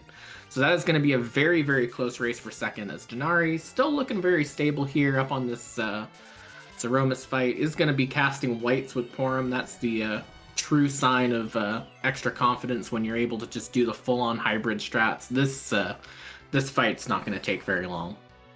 No, I suspect we'll have a finish here pretty soon, the way that the damage has been pouring out of his party members. It does look like Elven Sorrow is heading back to the blue planet for possibly feels their kit is incomplete to take on Zoromus. Maybe trying to find some of those Bacchuses that Denari had picked up? It certainly is possible. I'm not 100% sure what the plan is here, and it looks like he is about to sort of show that off. Heading back over to Baron, maybe going to pick up something out of the shops here. Maybe just wants to check these shops as well, see if there's something he's missed to try and bulk himself up. Maybe doesn't feel 100% confident.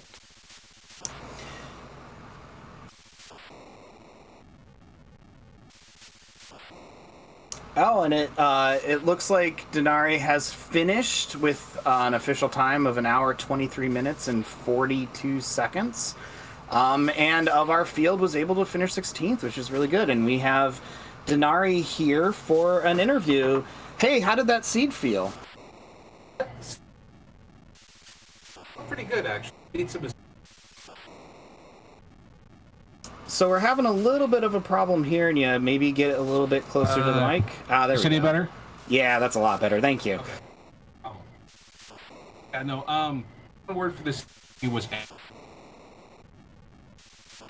Uh-oh, it's going back to fading in and out a little bit on us here. I'm trying to push up the game.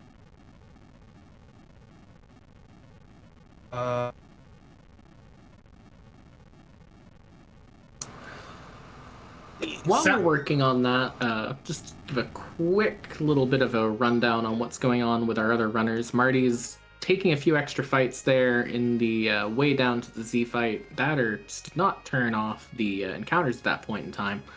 And now Elven Sorrow is on his way back down, so was just checking those shops around Baron. Definitely not going anywhere else. But again, hopefully now that we've hopefully gotten that fixed, Denari, what are your thoughts for tonight?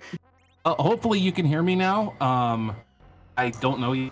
Oh, yeah, it sounds like you're coming in nice and clear now. Okay. One word, Edge. Yeah, Edge was a good pickup in this seed. That is actually a very good question on that too. You were the first runner that we had on the restream that went back and did Dwarf Castle. What was your thought process in going towards that check at that point in time, where we were sort of like in no mode at that point, but it was kind of a scary possibility? I'm trying to remember. That is where I picked up. I was two reasons. One, I was looking for a white mage. Because Tella's okay, but I don't personally like Tella in. Also trying to find more key items. I wanted to get. It was all between character item at that. Yeah, and it seems to have worked out for you. We noticed you were also taking that 10 key item tact kind of a little bit earlier than the rest of our people on stream going up that keyless tower to gain the rat tail, which would eventually lead to your 10th key item. Looked like it was a good play today. Definitely helped. At that point, when I had it, the tower was the eggs, items. Got to get it fast, level up for the characters. Yeah, you were the only person on our restream to go for that egg grind, and you were the first person to finish out of our restream as well, so it definitely worked out well for you as a strategy.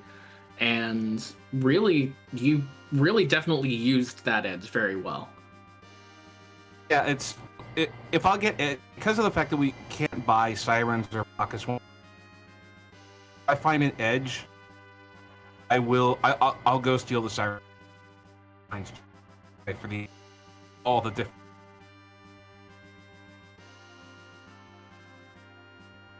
Unfortunately, we are having a little bit more of mic cutting out issues there. Did catch most of that though, but you mentioned, always going for that edge and that answer there. Would you say that, you would hunt for an edge in most of these seeds, even regardless at this point in time, just because of that sheer amount of power that you're going to get off of them? I'm not going to go too far out of my way. I mean, I find a Tellah, I've got a demon. I'm not great with it, which is why I switched over to Edge and Edge. But I can do it. So I'm looking for one of the two. Set up a D machine or set up an egg grind, one way or.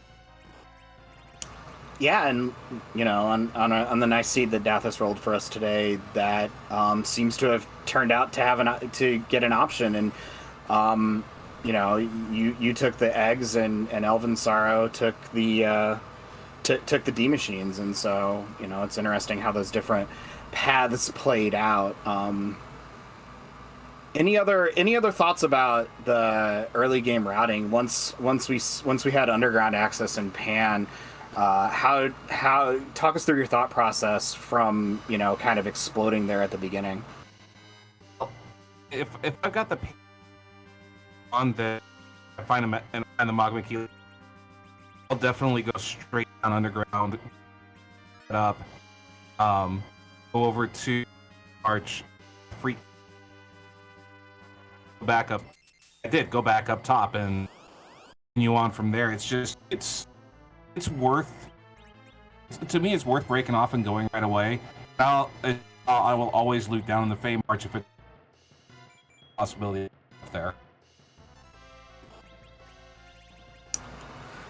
Yeah, so all those free key items, one of the wonderful mantras of the free enterprise community to do your free checks, really kind of open the seat up, and then everybody ends up in the same place, but definitely everybody took a different path, and yours seemed to have worked out quite well for us today. We are still having a little bit of an issue with your mic there, but looks like Elven Sorrow is in our D-Machine fight. Bardic Panda is on the moon attempting to find some key items. Bardic actually does not know that Wyvern is in Feymarch, and so maybe trying to look for Wyvern somewhere here on the moon.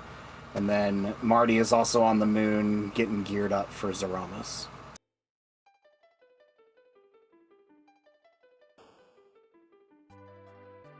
All right, and I want to give a quick thank you, of course, to Denari for joining us for that interview as well, and a special bonus thank you for going to check what music was, which I'm going to go ahead and be quiet and let you all hear.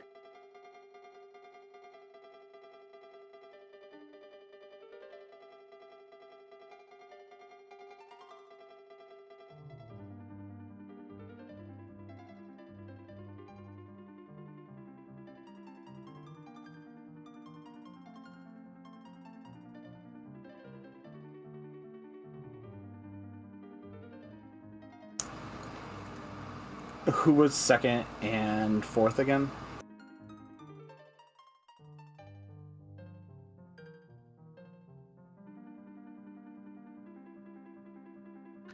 And And as we've heard a bit of this music as well, I'm going to hop back in here. Marty has decided to take some of these fights on the way down to Zoromus. Wasn't quite happy with his levels, so just going to go through some of these moon bosses. Bardic has opted to go through these moon bosses as well. So we have seen off of the spoiler log up on Denari's corner of the world here that if he keeps going, he will get go mode eventually without realizing it. The Twin Harp is behind the super cannon room in the tower, and the tower key, as we just saw, is right there in the ribbon room. So if he goes and just does tower at that point in time, we will be seeing that when it happens. And right now we're looking at the end of Elven Sorrow's fight here. Again, he's gone through a lot in this seed, so again, really good showing for giving all that. We do have our top few finishers coming in, as we've seen. Denari 16th, meaning we've had probably about a quarter of our finishers. We will give you a rundown of the top finishers at the end of the stream as well, so you can keep up on those. But for right now, we're going to keep watching this grind through the seed at this point for our remaining runners. Yeah, and it looks like we do have the tower key, but Bardic is going to continue to take these rooms on this tact. I think that this is probably the correct play. Make sure that you don't have to come back here again. So.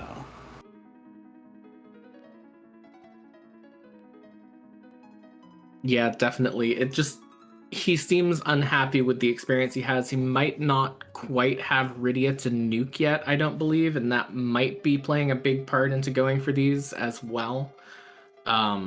It's kind of interesting to see people's ways around experience when you start taking their experience tools away, like no Sirens and shops. Marty never did Dwarf Castle. Things like that, He's now just taking random encounters in the moon, which will give you quite a bit of experience, but sometimes you get the scary encounters on the moon, and that's not always a fun time here.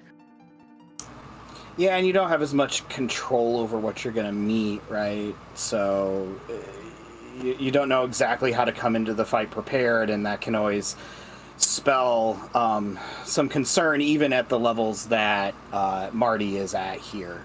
So looks like Elven Sorrow took a wipe to Zoromus and is heading back up to try again here. So still some action here to watch on our streams. Yeah, that was just a little bit unlucky there. I think he got high rolled on Big Bang. I was looking away at the moment, but I sort of looked back and everything was gone. And usually when that happens, that means that Big Bang rolled through and then you had a bad time with it. So at this point in time, he's going to be able to get through. The downside is that he does not have the Porum that, say, Denari had. Does not have that White Mage. He's relying entirely on that Tellah, and that Tellah is not going to survive any Big Bang, even a nerfed Big Bang. And so he's kind of in this position where he's doing like hybrid strats, but also he has to revive his White Mage after every single Big Bang, and it's always going to be a little bit sketchy when you're in that spot. And I don't believe Elven Sorrow didn't ever take that edge or even find the edge, I don't believe, and so didn't have the ability to get those Bacchus to kind of make that a little bit easier. Yeah, a good way of putting it, I think, would be Elven Sorrow is doing this fight on hard mode compared to how Denari was doing it. And it's not undoable, but it might take a try or two, even beyond this one. And while I have faith in his ability to get through it, it is a bit of a sort of nail biter through the rest of this here, even though, he's gotten to the end of this. Bardic is still going through all of these. He's running out of moon checks, meaning that he will eventually be forced back, and as long as he goes straight for that tower key, he'll get through the rest of the seed as well. So we're going to be seeing some interesting periods of time here. Marty also just now getting nuked, so that's probably going to mean that he's going to be heading to his next attempt as well. So we are very, very close to the end for all three of these. Bardic has a bit more legwork to do, but the other two pretty much going to be right in the Z fight neck and neck again.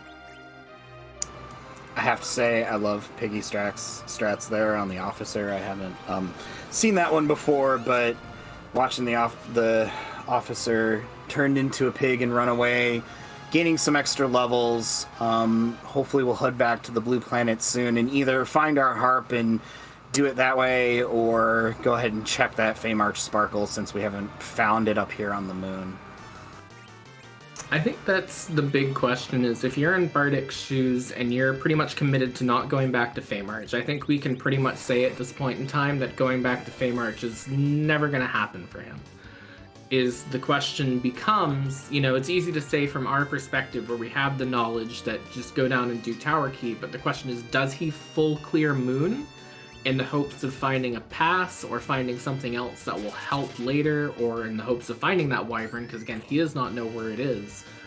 Or does he at some point in time decide, I'm going to take a little bit of a risk, leave a save on the moon, go down and see what tower is, and then come back? And it does look like he's answered that with going to the Crystal Sword altar at very least, which makes me think he's probably going to do the other altar as well. So this will be a full moon clear.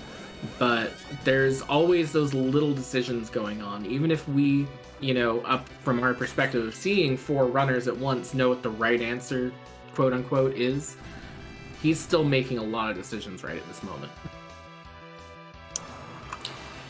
Yeah, and here we have and we're not even going to see what's behind our friend Golbez here. We're setting right out of that. Opting to possibly go back up, or no, looks like we're going to exit out. We may come back in and check the topmost altar, or head back to the blue planet and expire some of the checks that we've gained here, mostly that tower key.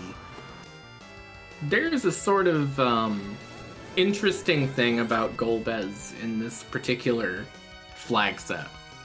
Normally, you see a Golbez and you're like, this is gonna burn through a couple Star Veils and be annoying, but I can get through it. It's just really, really obnoxious.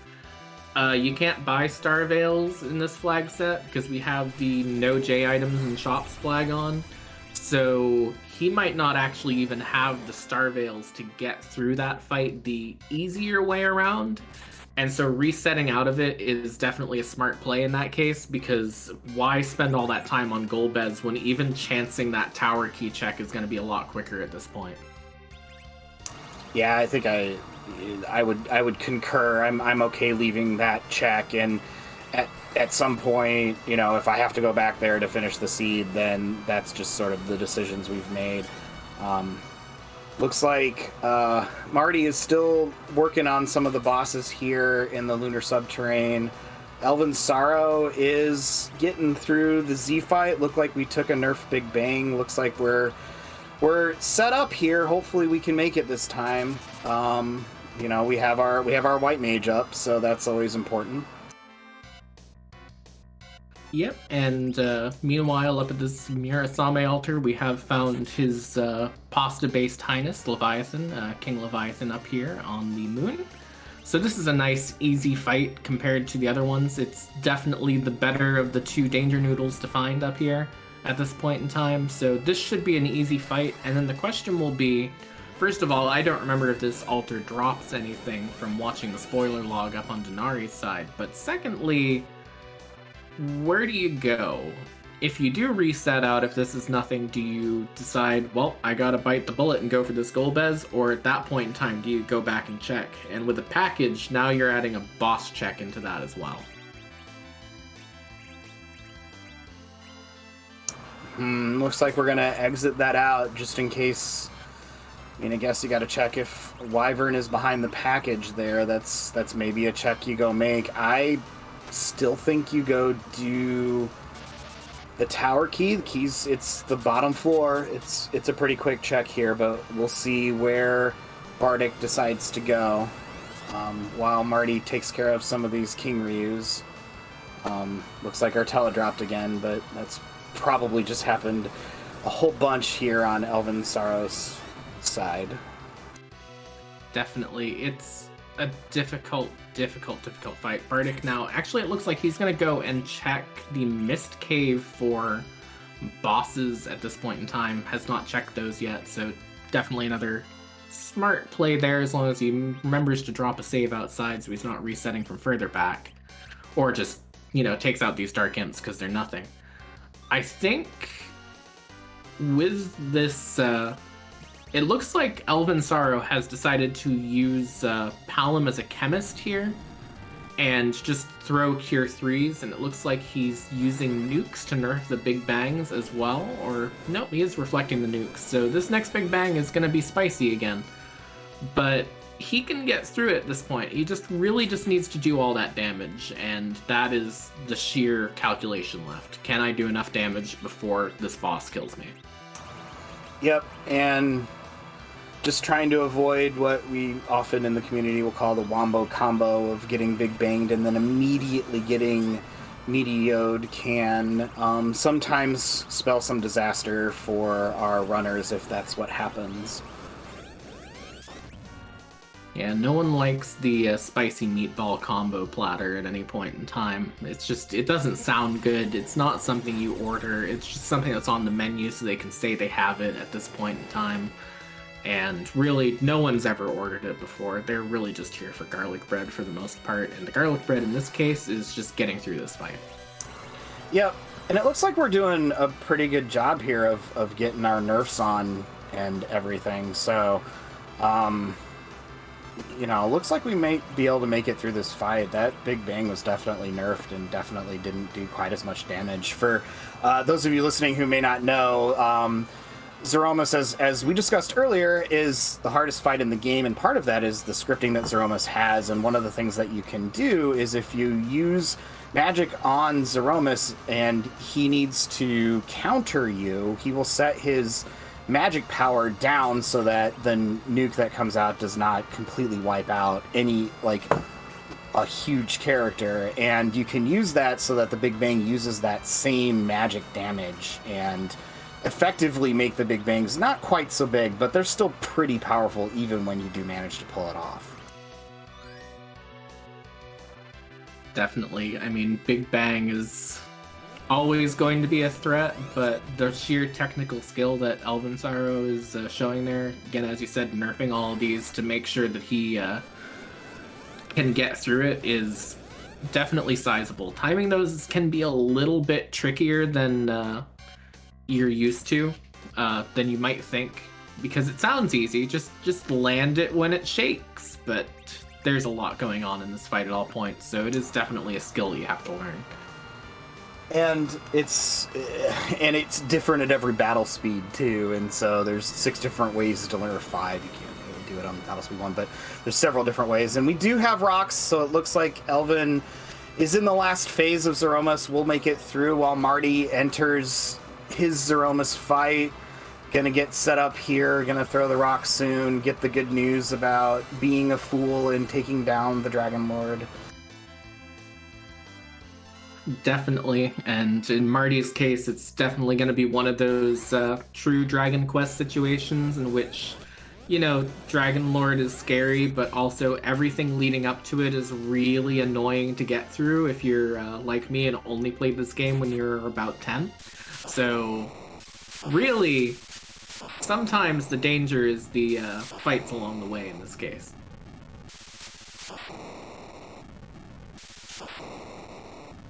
And with that, Elven Sorrow has finished with a time of 1:45:13 and has joined us for an interview. GG's on the good run tonight, Elven.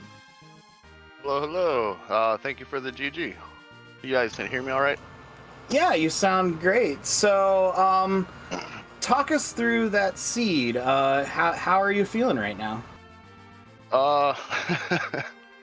That feed went a little faster than I was comfortable with. I've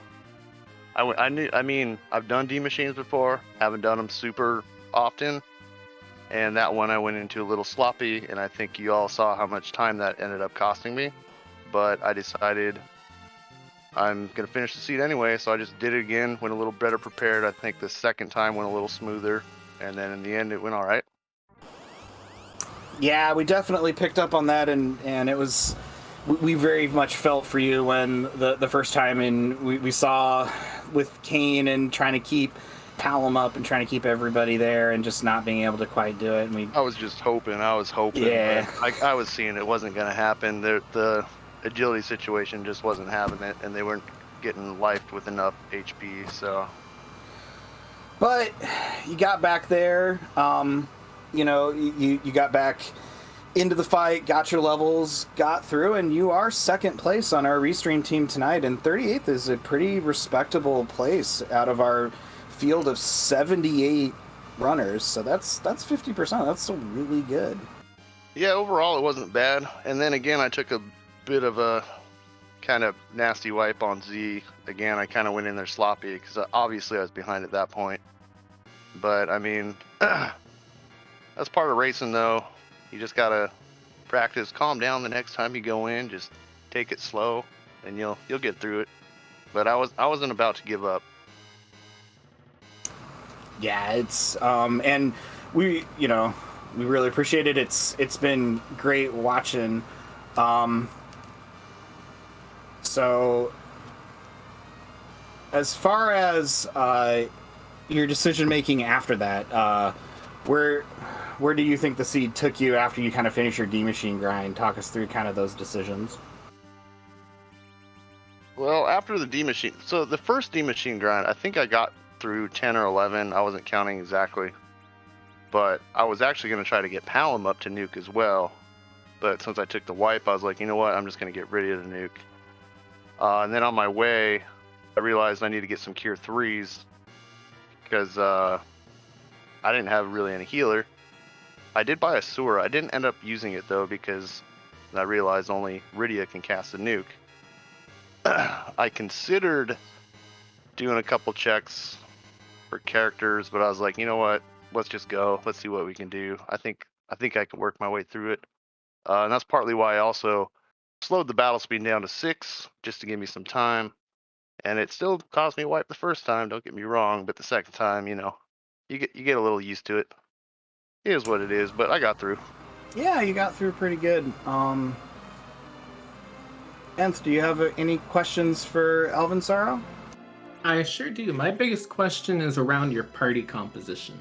We've seen a pretty good variety of different party comps going on in the seed in particular because it was so wide open at the start. What drove you to your sort of like hybrid strat party where you had the Rydia, the Palom, and the other three, the Tellah, Cecil, Kane?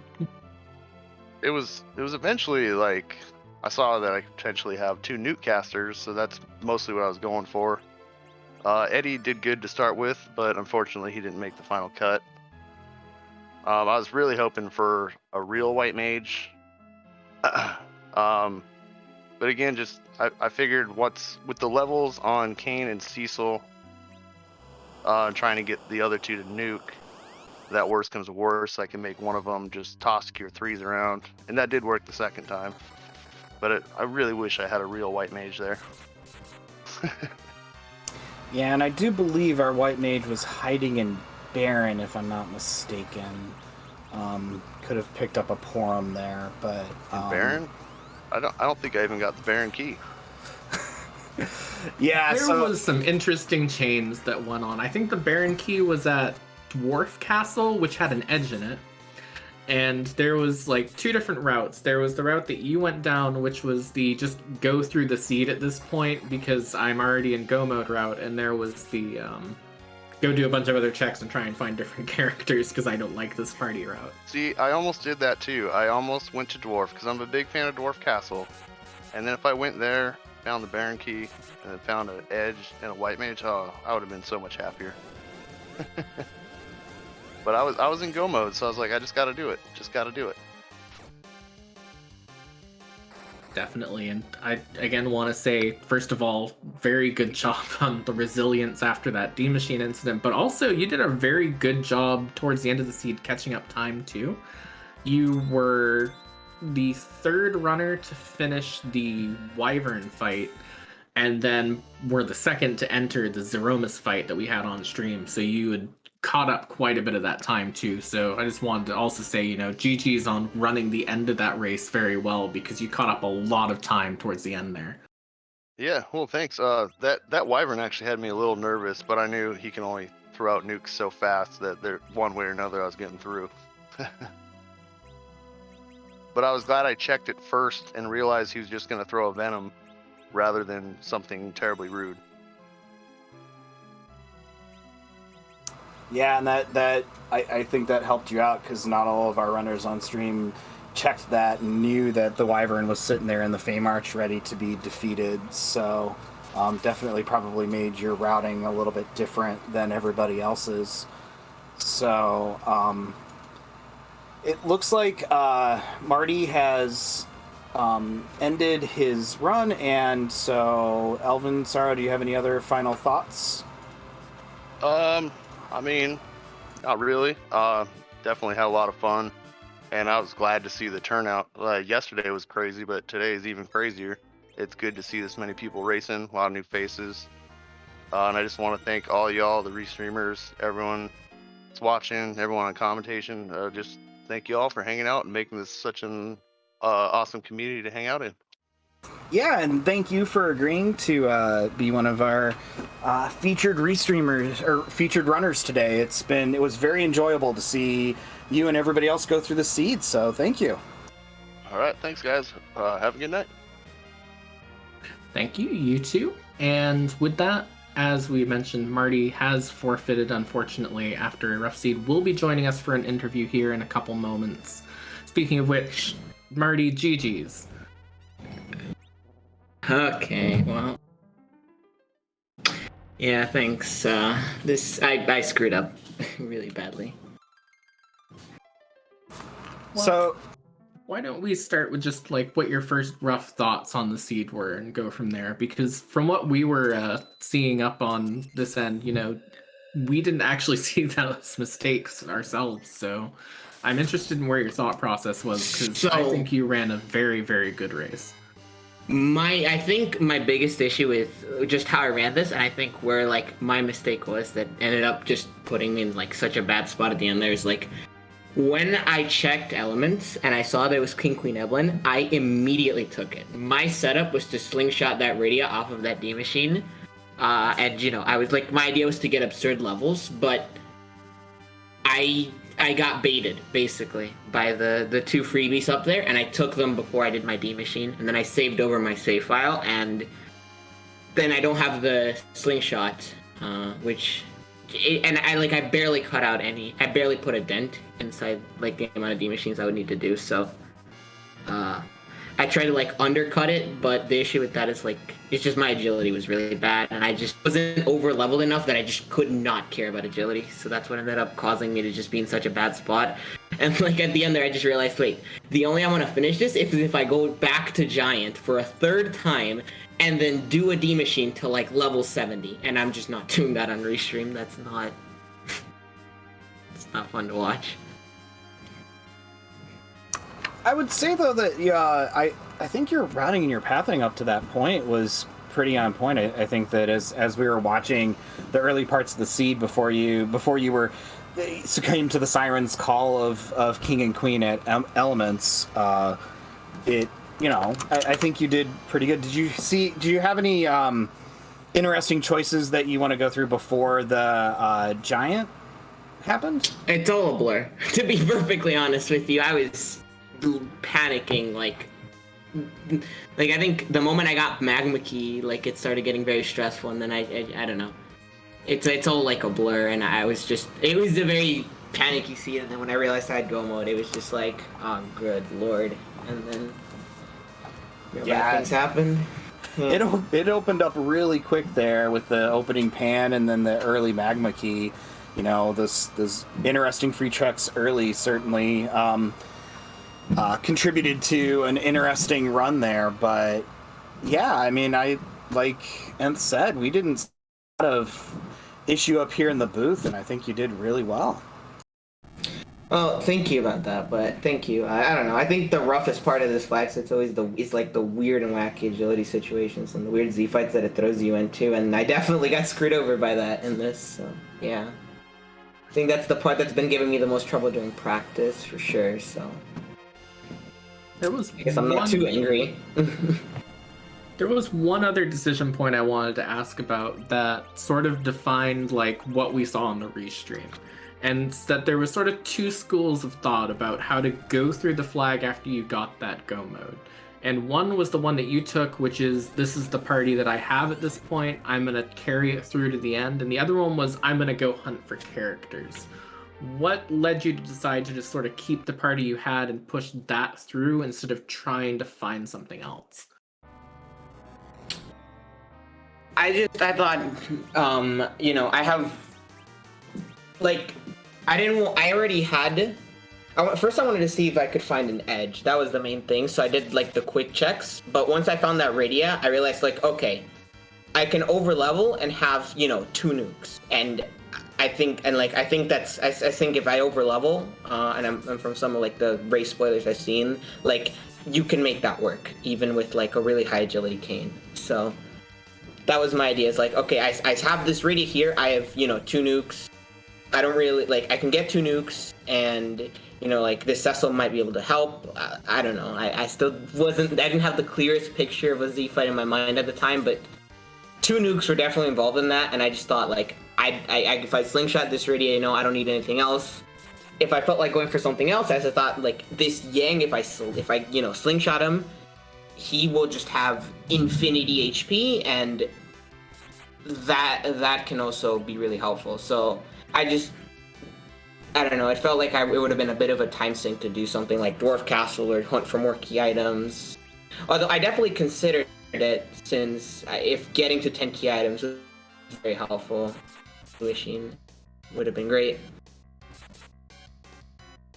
Yeah, that seemed to be the way that the choices would lay out. So yourself and at least from the runners who were watching, yourself and Elvin seemed to take the seed told me I'm in almost go mode, let's go.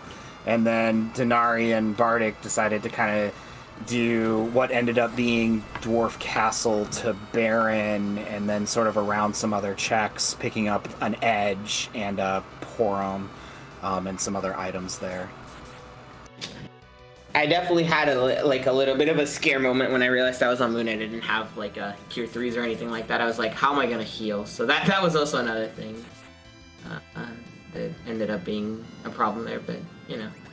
I mean, it is what it is. It was still an interesting seed, a fun one to run, and I think I know what I did wrong there, so. Definitely something that I don't think I'm gonna make a mistake like that for a while, so, you know. It is what it is. I still got, I think someone in chat said like 13 more qualifiers, so, I mean, I can't play all of them, but, you know, I have more to play, so. Yeah, we'll see how that goes. Yeah, we have a ton of runway that it is not over, and it's not going to be over for a while. So, yeah, I would get right back in there. And our next qualifier is Friday at 10 p.m. Eastern. But as you said, there are 12 or 13 more qualifying races. Yeah, 13, it looks like, qualifying races left here.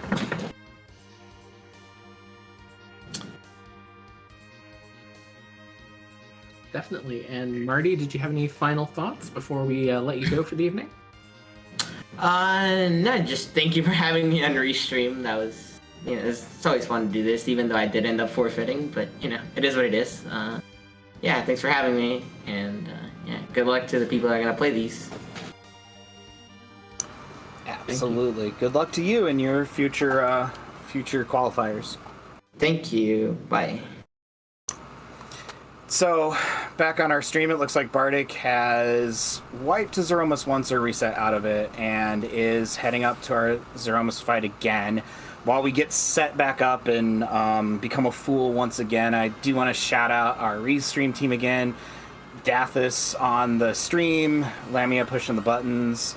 Shout out to all of our runners here on the stream, Marty, Denari, Elvin Sorrow, and Bardic Panda. Go ahead and follow them if you want to see some more fun free enterprise, and a special thanks to Nth for having me and helping me through this commentary here. It's been great. Follow Nth. Absolutely. Make sure you give Sopnum a follow too. This is, again, his first time on commentary tonight, doing a wonderful job. I also want to give a special shout out to Lamia Hart for her second time tracking as well. And we keep giving her the interesting races for her first ones. The last one was that K-Trap, Soya, and Wario Land flag seed. So big shout outs to both of them for, going into a very difficult restream race because so much has been happening for most of it. And I also want to make sure to mention the admin team who is putting this on. I am not going to try and name everybody because I'm sure I'll leave somebody out, but they do a wonderful job answering all of our annoying questions about the flags and the rules and everything. And everything they do for the community is wonderful, and I just can't say enough good things about our mods and admins. Yep, and also as this fight's looking a lot more stable, I also want to, of course, give a big shout out to everyone watching. Thank you for all of your support because, without it, we wouldn't be here. Without the 120 some odd people that are in the tournament, and more importantly, without everyone watching the tournament, this would just be another thing. But it's everyone in the community that makes this a lot more special too, so it's very, very, very great to see it turn out every time that we're here. And at this point in time, Bardic has those 4 Berserks up. I don't think that this fight's gonna last all that much longer. Yeah, it doesn't look like we're having any problem. We got several people doing 3,000 to 4,000. We're gonna be good here. I've said this a couple times, but if you've liked what you've seen, come on over to our Discord. Come on over and join our community. It is really great. It's easy to start out. It's easy to get started. There's a ladder you can participate in that has some easier flags and some harder flags, depending on where you want to get started. People are always around to help out and get us past some stuck areas in a seed you may be running. So, come on down. And if you're feeling it, the entrance to the qualifiers is still open, so we still have 13 more qualifier races. You only need to race in 4 of them to put up a score to be considered for the bracket stage, so there's plenty of time to get started. Our next qualifier race is 10 p.m. on Friday, but so plenty of time to get started and get going here with our Highway to the Zemus Zone. Definitely, and we do see the rocks starting to fall on Bardic's side. The long journey for one lone panda has almost come to an end here, and he put up a very, very good show. It is unfortunate to not see that Wyvern early, but working around that has been an absolute treat to see. Absolutely, and it looks like we have finished. So GG's to Bardic, finishing in 54th place. And I believe we will get Bardic in for an interview.